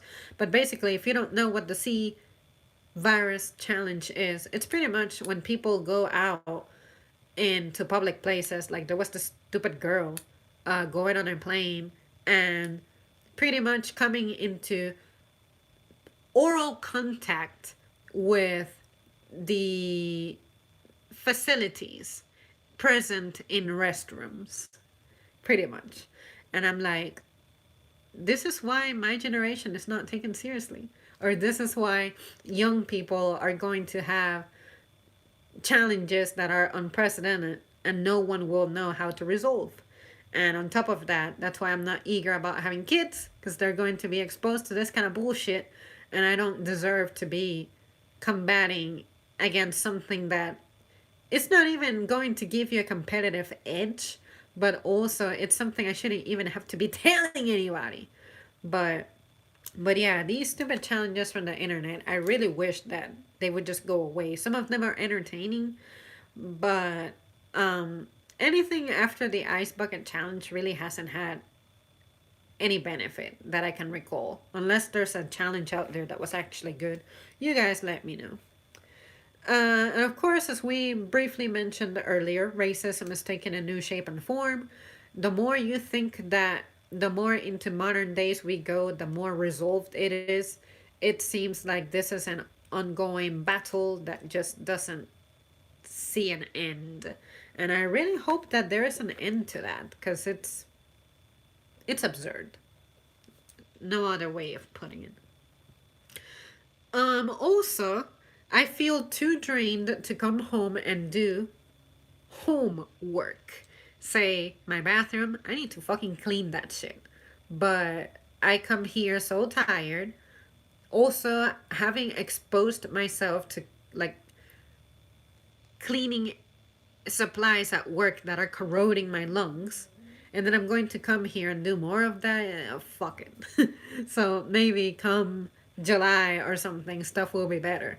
I'm going to try to not let it go that far, right? It's not like my bathroom is uninhabitably gross, but you know, it's nice to keep it clean. And I guess I could do it in sections. Do say the walls of the bathroom one day, do the faucet another day, and this and that. But let's face it, when you come home after work, the last thing you want to do is more work, and especially with the way I've been feeling, like I'm actually surprised that I haven't started coughing like crazy or sneezing like crazy. Maybe someone out there in the comment section, if they're present right now, they can attest to me sneezing incessantly. No joke. In a minute, I will just be achoo, achoo, achoo, achoo, achoo. So, yeah, I definitely deal with stuff a little differently when it comes to my immune system. The topic, of course, is starting to sicken me. We get it. There's this virus out there. Practice your distancing. But at the same time, it needs to be continually discussed because some people out there are not going to do what they're supposed to do to properly go about this. And I hate that. Why do people just not get it and conform to it and just do things? You know? Uncertainty with air travel. Unfortunately, I don't get to travel much, but I had plans, especially plans that my brother is trying to execute along with me. So now I'm scared that this is going to make it ever more complicated to make our little travel goals happen. But anyway, we won't know about that until that future is here, and it was definitely not here. The gym being closed is definitely affecting the crap out of me. I can see the differences in my body. I have definitely gotten weaker. My, what can I say, places that were leaner are definitely not lean anymore. I can see it in my face. I am shaped like a goddamn potato. And on top of that, my gut is just looking terrible. More terrible than it's ever been. So it's been a blow to my self esteem. And maybe that's part of my fatigue as well. Exercise definitely helps at keeping you with the proper stamina, strength, and whatnot. So since I'm not getting that, I feel the difference in my body. Maybe that's why I come home from work more tired than usual. Because I remember earlier on when this stuff happened, I was still fatigued from the holidays, but I was handling all of this extra pressure fine until a week after. That's when I was like, okay, I can definitely feel my strength starting to go. On top of that, I also hate the fact that companies that are already grossly enormous have only gotten bigger after this. Say Walmart has definitely had gains. Um, Amazon, I'm pretty sure they are actually the ones who worry me the most because now since they have been an online thing, like a delivery service, now the fact that you have to rely on delivery for most of your things or that's being encouraged, that's only accelerating their takeover of life. And we don't need that. We don't need that. Everyone can claim safety at home and keep getting paid, but I can't. What I mean by that is if you are someone who had a job, say at an office or something, and now you're working from home, clearly your job had the flexibility to be done remotely, but my job doesn't have that. And my goal has always been to have an online kind of career. But the stuff that I would like to do is really hard to make it take off. So yeah, there I'm pretty limited with my choices. I don't want to start a job online that I'm going to absolutely abhor. So I would rather just keep doing what I'm doing. But on top of that, my role at some point is going to change because I have been the title of my job where I work at is actually cashier, but I can pretty much work anywhere I want to. Um, so I guess it should be sales associate, I think is what they call it. So at some point, that role is going to disappear if they approve getting rid of paper money, I guess, which slowly but surely is kind of happening. But anyway, hopefully we have long ways to go. But it's definitely shifting very rapidly. Um, Prior to this mess, human communication sucked really bad, but this is only going to aggravate it because since social distancing is being encouraged, that is going to inevitably affect the way we socialize, communicate, how we express our thoughts, feelings, concerns, and whatnot.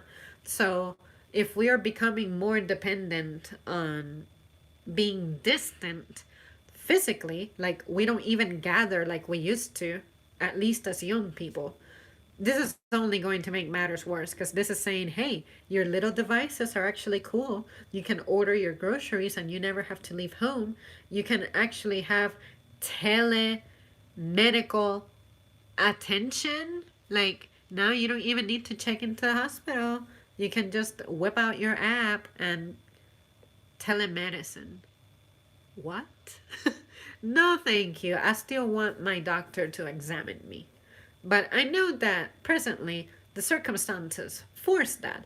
It's actually a positive tool that you don't need to go to the doctor to get a prescription or something.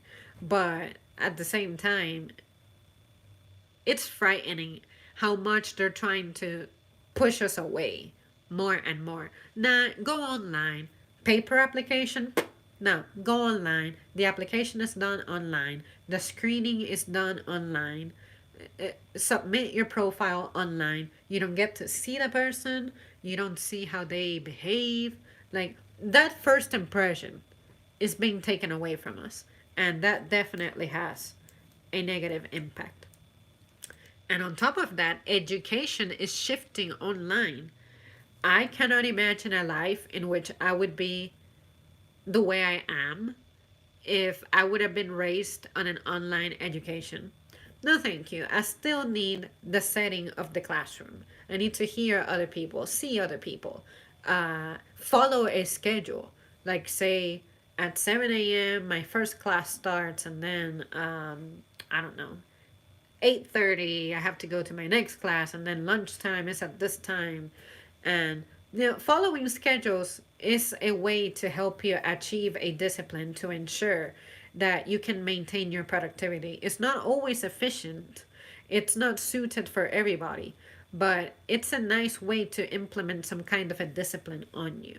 So if you shift that stuff to online, maybe some people are going to be doing work at midnight because they like the peace of nighttime, but that means that you will not sleep as well anymore.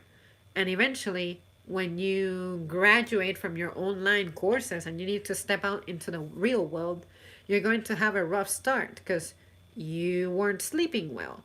You were not dressing up like you're supposed to. Presentation matters. You're not having time to rehearse that. Also, I like my hand skills, like crafting things. I cannot imagine online making that effective. By the time I graduated from high school, there was a lot of computer implementation. There were laptops, and maybe 2 years after I graduated, they started rolling out tablets. And I'm like, whoa, you're telling me that you don't want me to take notes with paper and pencil anymore? I understand the environmental impact. Like, it's not cool to use tools that harm the environment, but I just cannot imagine a life in which I cannot write the way that I can write now by hand, you know? So that worries me a little bit. The entitled and overly privileged people tripping. And we have pretty much gone over it throughout the stream, but yeah, this is showing people's true colors, and it's usually the folks who tend to be advantaged in society who trip the hardest. And I'm like, come on, you're already comfortable. Just don't talk down on me. You know, you're not better than me. Doctors will be more miserable. Medical negligence will be on the rise. Maybe, maybe not. Prioritizing certain lives. Like, since the healthcare system is so overwhelmed, some people's cancer treatments have been postponed. So we are pretty much gambling with these lives. You know what? Yeah, your cervical cancer needs to be, we had that surgery today, but Rona. I gotta help this person, Rona. So again, is our health system really structured so perfectly that now, even if you were paying so much for insurance that's supposed to help you stay alive and protect you financially, now no amount of fancy health insurance means that your doctor's gonna see you? Why is that acceptable? People who challenge the guidelines, of course. We have had the motherfuckers who the store is absolutely drowning in signage of how far apart you need to be standing from each other, the direction you need to follow when you're shopping in the store. What else is there? Cleaning stations, make sure that you bag your produce, all that stuff. Motherfuckers still ignoring it. And finally, rich people trapped in their mansions. I said earlier, I said earlier that I would discuss something that someone said that I had in my notes. But anyway, what I'm saying is that a lot of people who are starting to work remotely from their homes, the very people that are trying to like influence us into behaving a certain way, these are the people who are making videos, or I guess checking into their job media outlets from their freaking mansion. I don't need to see that. I don't care to see that. You go from a multi-million dollar studio to your multi-million dollar home. I don't know why that affects me a little bit, but if you're someone who's like complaining that you have to work from home and that you feel like you're in prison in your own house, first of all, if you slave away at work between 8 or 12 hours a day, when do you really get to enjoy the home that you're spending so much money on? And on top of that, if you're one of those people who has such a privileged home, like your house is huge and you have multiple rooms, multiple bathrooms, multiple whatever, garages, whatever you have in big houses, why do you feel like you're in a prison? Like, try living in a tiny ass 2 bedroom apartment, for example. and you have to share it with like four people, and these people have nowhere to go, but you have to share a room with these people, or one of these people is going to end up in the living room. Like, I don't need you to be recording from your fancy home and telling me with some bullshit. So just stay away from my face and we won't have problems. Like, it's not like I don't want to make it seem that I'm upset that rich people have nice things. I'm just saying that it seems rather insensitive that you're going to send this message of how frustrating your life is, that you cannot go outside, but you have this privileged life, and you're trying to convince us that your tragedy is comparable to ours. The only defense that you have is that humans are social creatures and we aren't designed to be confined to four walls, just like dogs aren't, and cats aren't, and bunnies aren't, whatever things we have as pets. No creature deserves to be confined to four walls. So, again, as I was saying earlier, um, we're not better.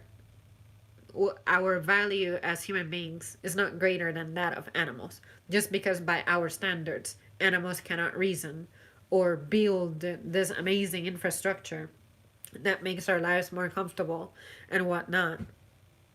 I'm not impressed. I mean, yeah, life is comfortable, and my modern life as I know it, I cannot say I would exchange it because I wouldn't know how to survive, and I hate that. I hate that I do not even recur to my instincts with as much frequency as I'm designed to be.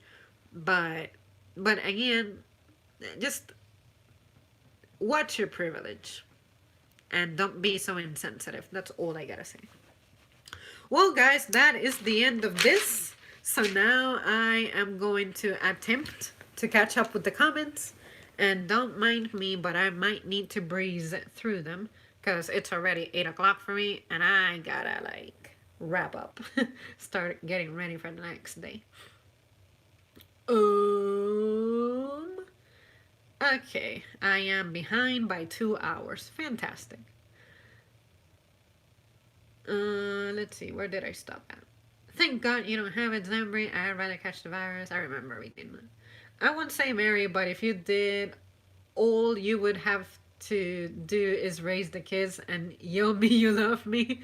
I will be a man and take care of our family. I would never pull the plug on you. You're too important to Earth. That is so awesome. Zambri, vegan people think they saved the world, cannot even save their own souls and themselves, no matter what. Wild animals still look vegan people like food. Um, Thank you, you too. I can cook vegan food if I am starving. I cannot trust a vegan to bring me fish and bread.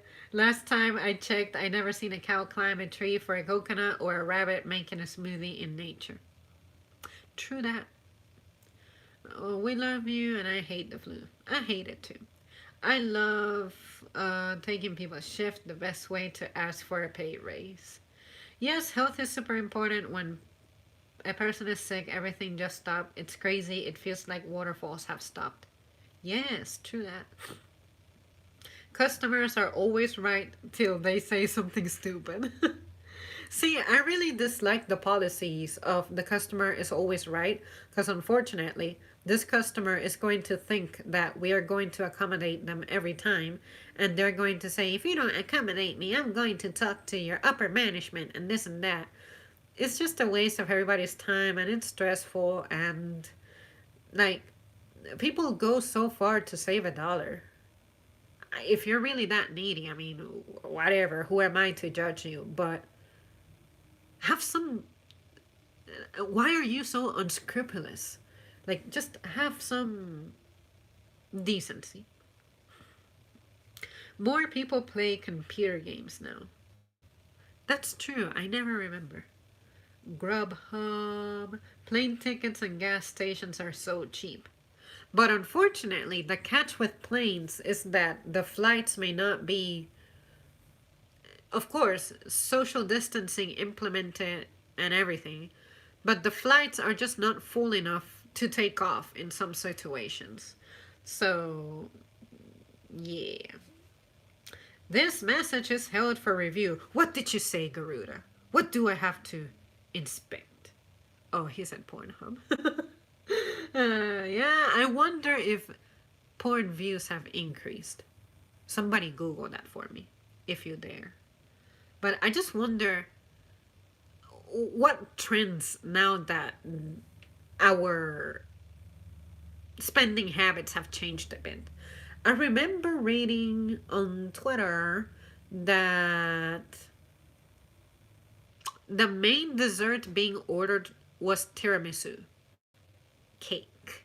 So I wonder what the tiramisu cake of internet searches is at this time. I need my hazardous pay. I am a truck driver. I've always felt like truck drivers is actually a pretty brutal job just because you just don't know what you're going to encounter, what your hours are going to be, how far away from home you'll be, and how can you plan that, you know? I've always had so much respect for them. I don't have crap, I don't worship money or a bank. I don't either. Most rich people think poor people are lazy, don't think poor people are humans, are not humans. And most rich people steal way more than poor people, the way rich people are bored to get everything they want. Yes! That is so true. Like, I'll never forget this picture that I saw years ago. It was pretty much the picture of someone who is dressed as a worker. Let's say they have like the cap that construction workers wear, the helmet, and then maybe some overalls or something. I don't know. I forget what the average person looked like, but it was an average worker. And then they had the picture of someone with a suit and tie and a briefcase, and they said, which of these looks like it's more likely to commit a crime? And I was like, you know what? This is trying to say that those who are neat and put together are so corrupted. But this image is what gets celebrated the most. So therefore, um, it's a way of brainwashing people. You cannot question the person in the suit and tie and the briefcase. This is an impeccable person. Look how well they're doing. Look at how fancy they can dress. It's amazing just how much brainwashing goes on before our eyes, but we're not thinking about it.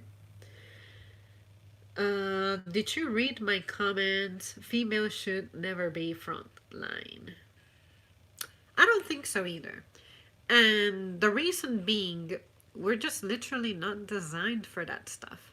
Like, as I have mentioned before, I'll never forget my friend dash colleague. She's definitely ambitious, and I applaud it. I mean, if she's happy about it and she that's what she wants, that's what she'll will fulfill her. Hey, go for it, girl. But she is constantly sick. She is constantly absent because she cannot stand her pains, and she has to go through so much medication and all that. And I'm like, you know that what's happening to you is the consequence of working full time, right?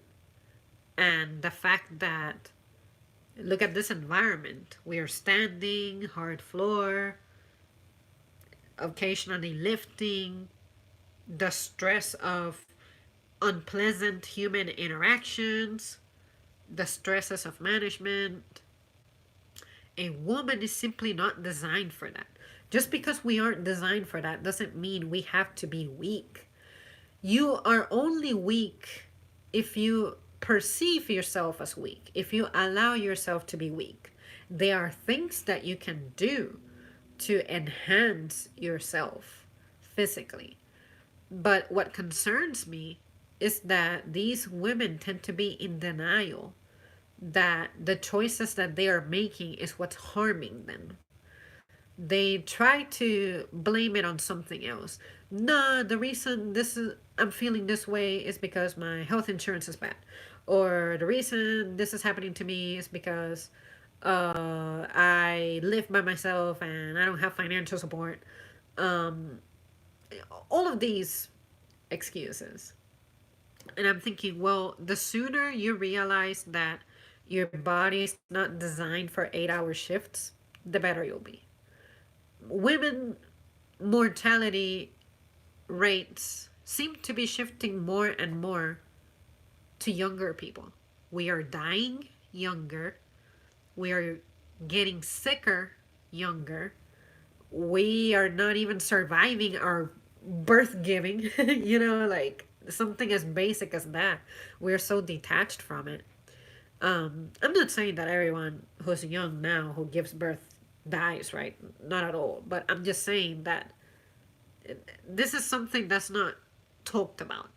But if you allow yourself to create, that's my brother. If you allow yourself to create an inferiority complex, that is the problem. The problem is in your head. Um, so yeah, that's truly what I think. And unfortunately, I'm not perfect myself because even though I have avoided those things, full time, the incredibly demanding job and role and whatnot,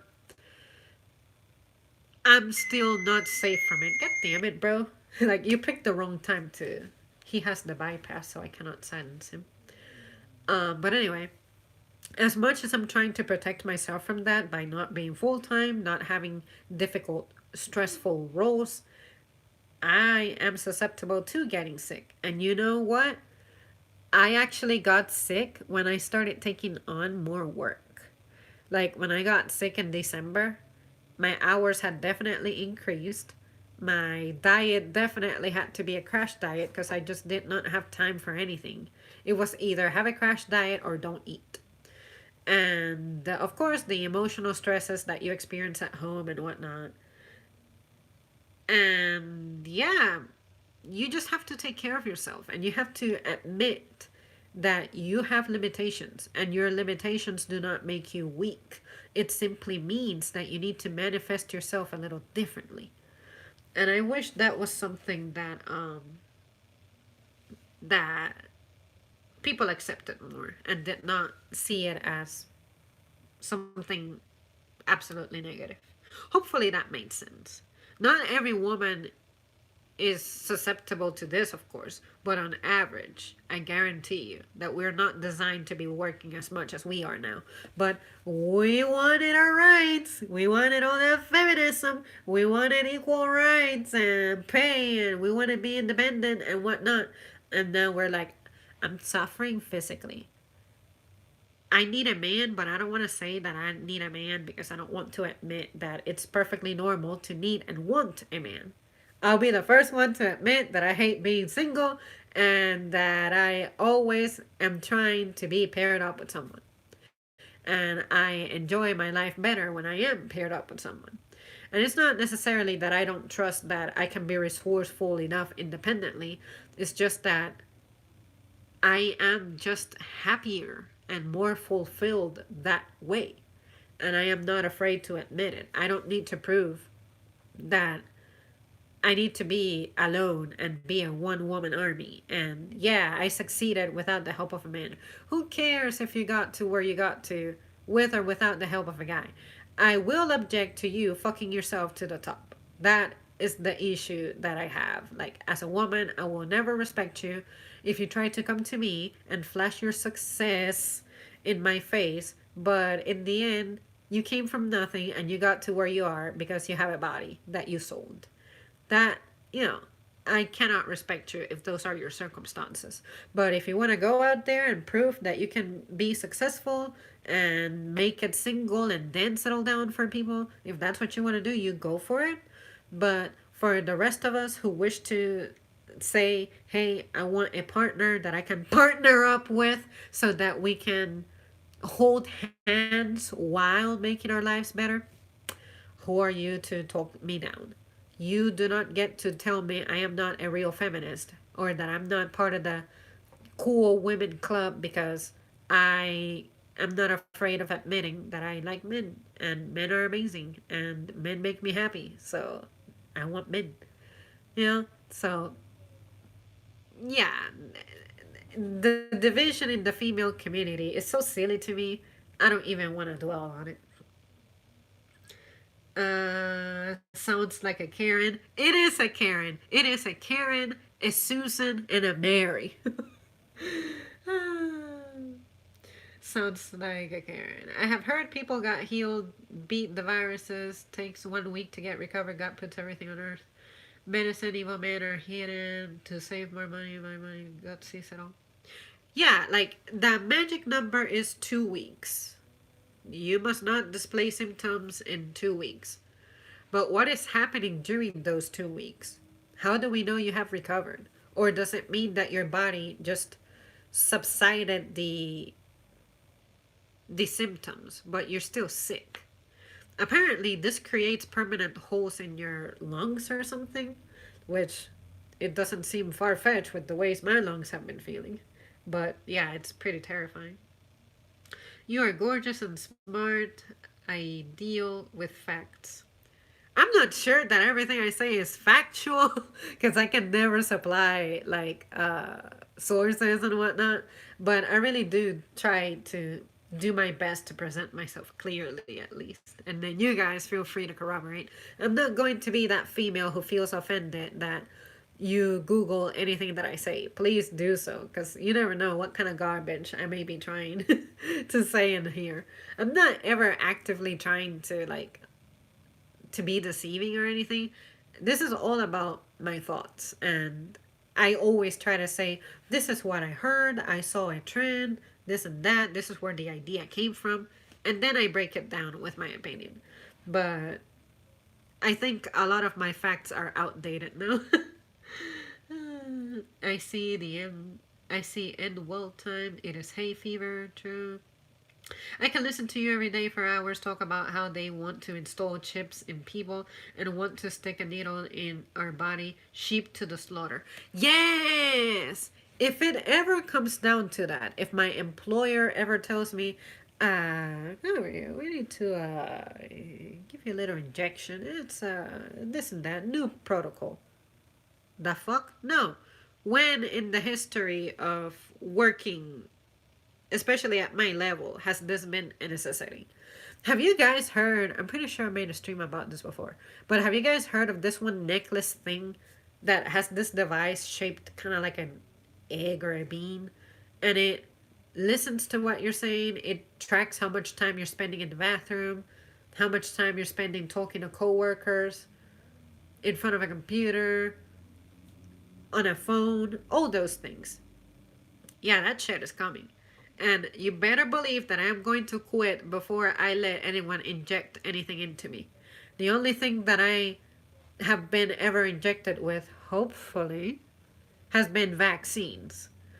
And I plan on staying that way. I don't even inject myself with medication, like any kind of medication. I don't even do pills. So, like, this is as pure as I have remained pretty much ever since I was born, and they gave me those initial vaccines that I'm grateful for, of course, because otherwise I would probably not be alive by now. But nobody can say that I have been a druggie. Like, medicine, I cannot name a single one that I have taken. So, yeah, if they ever say that, I will quit. I don't care if I have to lose my car, my apartment, everything. I will quit before I allow that to happen. And if everywhere I go to is going to be that way, oh well, it's either universal basic income or I guess I'll just be living off my unemployment until I starve to death. But I will never, ever allow that to happen. Compartmentalizing same item, different prices depending on individuals, but same vendor. Good example, Amazon Prime. Some movies in the house are free to watch to some people, while others you have to rent or buy them. Boys to men, I will be your man. Thank you, Zimri. I love women. Blessed to meet you since 2018. Yes! 2018 crew. I don't think there's anybody from the 2016 crew around. I still remember my first 100 subscribers. I never thought I would have more than 10. Like, the first 10 were more of a. I think two of them were like real life friends. And after that, somehow people were finding me. I remember my first 20, then my first 50, then 100. The first 500, I was tripping. I was like, if I hit 1,000, I'm going to be so impressed. And then I surpassed 1,000. I have never made it to 2,000, but I'm like, oh my god, there's 1,000 people who decided to like sub. And there have been hundreds who have unsubbed, which I don't even mind because I mean you're the consumer. If I am not fulfilling your desires, then I guess you're free to go. I mean, I didn't force you to subscribe, and I'm not going to succumb to you telling me what to do. Like, you know, I do what I want in here. What I want may not be super monetizable and it may not draw an audience. And I'm fine with that. So, but yeah, it's I'll never forget that the first 100 people is it doesn't mean that I was getting 100 views. It was usually like two, three people watching me, and I'm like, who the fuck are you people watching me? Report yourself. Why are you a silent watcher? Why are you like watching my video but you never drop a comment? Let me know that you're alive, or are you like an automated view or something? Um, but then I said, hey, the sole fact that people are finding me, it's cool. I never thought I would do this. These phones are already doing the monitoring for our dear Big Brother. Yes! And you know, it always sickens me how when you download an app, the first question is, do you allow this app to use your location actively? And then the notifications. So and so wishes to access your camera, wishes to access your microphone. And I'm like, why? Fucking why? Why? um, I wish I met you back in the 90s. Oh, I was a little girl. I was a little girl when I was in the 90s. I was a little girl. You know, now that you mentioned the 90s, I've been falling victim to the trend of nostalgia, I guess, where people um, go for retro things and whatnot. And I remember so little about the 90s now. I remember names, certain faces, but I don't remember events very well. Like, say, I remember wrestling, I remember names in wrestling, but I don't remember much. Like, say, um, I don't remember about the Bret Hart stuff, like the Montreal Screwjob, whatever that's called. I know what it is, but my 90s memory is like I was like really tiny for that. I was watching wrestling, bits, parts, and pieces, and I remembered his name because he wore pink and black, but I never remembered the screw job thing being discussed. And when you're a kid, what the hell do you retain if it's not people beating each other up? That's what you're looking at, or well, a scripted version of people beating each other up. Owen Hart's incident, I don't remember that at all. I am trying to remember when was the first time I heard of it, and I want to say it was like back in 2009 for some reason. Um, didn't that happen in 1999? So maybe it was for like the 10-year anniversary of that sad incident. So I'm like, why did I not know about this? I had heard the name, but I never made that connection. And then I'm not sure when John Cena started, but I remember him standing out the first time I saw him because he wore those jean shorts, you know? Um, and then Undertaker. How can you not remember Undertaker, you know? And Kane. But I miss retro Kane, you know, wearing the red and black. So from the 90s, I remember Dragon Ball Z wrestling, but I don't remember the different companies of wrestling. Like, I don't remember WCW. I don't remember uh, WWE versus WWF. Those things. I don't remember that shifting. I remember the Attitude Era. Like, the fact that the Attitude Era was the era happening, but nothing else that I can really pinpoint to. And it's so sad. Like, I wish I remembered more or understood more. But even TV shows that I maybe saw the previews for, or I may have watched, I've forgotten. There are some movies that I'm like, oh yeah, I remember I saw that movie when I was a kid, and uh, what was the plot again? Yeah, my movie retention is terrible.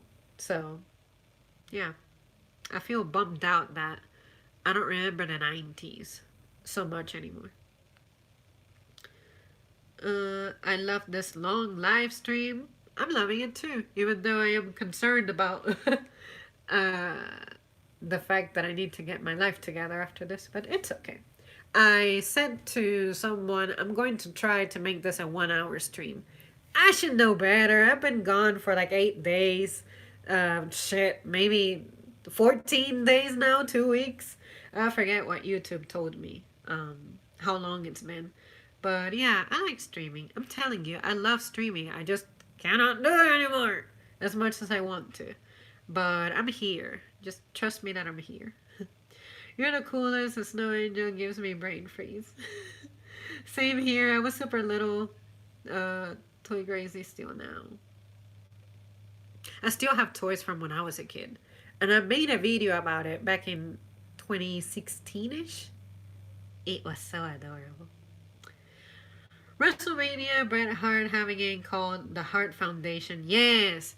Yo, it's crazy that Bret is the only one around from those folks. Like, Bulldog has been gone. The Anvil died like 2 years ago.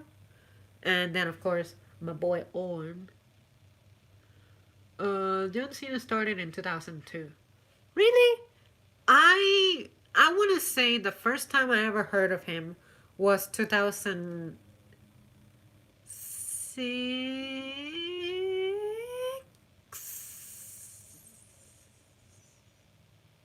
Let's say 2007 because I became a more online invested person in the year 2007. And I never saw him on TV. I saw him online.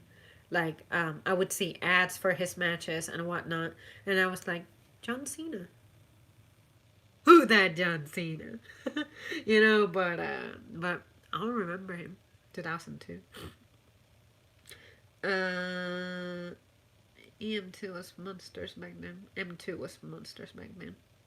There's also ECW. I never saw any of it, but I hear that that's supposed to be like the thing where your skull really gets busted. And I also remember hearing about, was his name the Dino or something? Anyway, this person got murdered. And I also remember Dynamite Kid. Was he the partner of the British Bulldog? I remember that he was British, I think. Was his name Billy? Billington? Billy? I vaguely remember. I remember that he was like smaller. He wasn't like beefy like Bulldog. But I remember him. I remember someone called Dynamite Kid. but my memory of him performing is pretty vague. And I think there were many people called Dino. Maybe two people were dinos or something. But yeah, I don't remember them so well. I remember Nash, Kevin Nash. I remember him because he was just obnoxiously tall. And of course, Andre the Giant. I remember him because, of course, he had like his hair longish, and then he had like a single strap on his wrestling spandex, whatever you call that.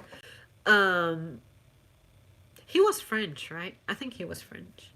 And I remember this picture. I don't know if it's a real picture or not, but I think he was like lifting Arnold, and on the other side some other guy was also lifting Arnold. Arnold was in the middle, and these two guys made him seem so small.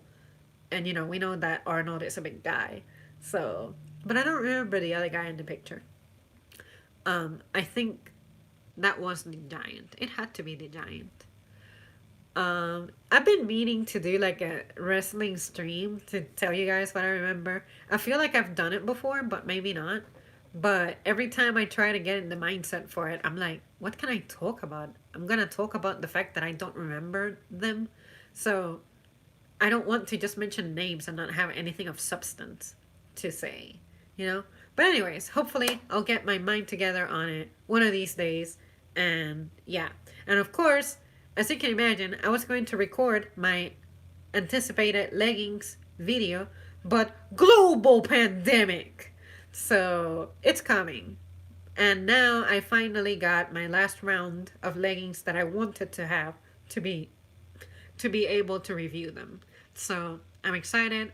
I got my materials, but now I need the weather, the weekend day off, and hopefully this relatively chill weather is going to last a little longer because I cannot film this out in the heat because it's going to be a lot of clothes. And I want to film it outside where there's good lighting.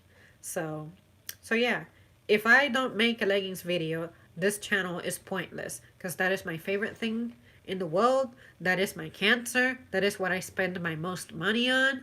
And I have made plenty of food videos.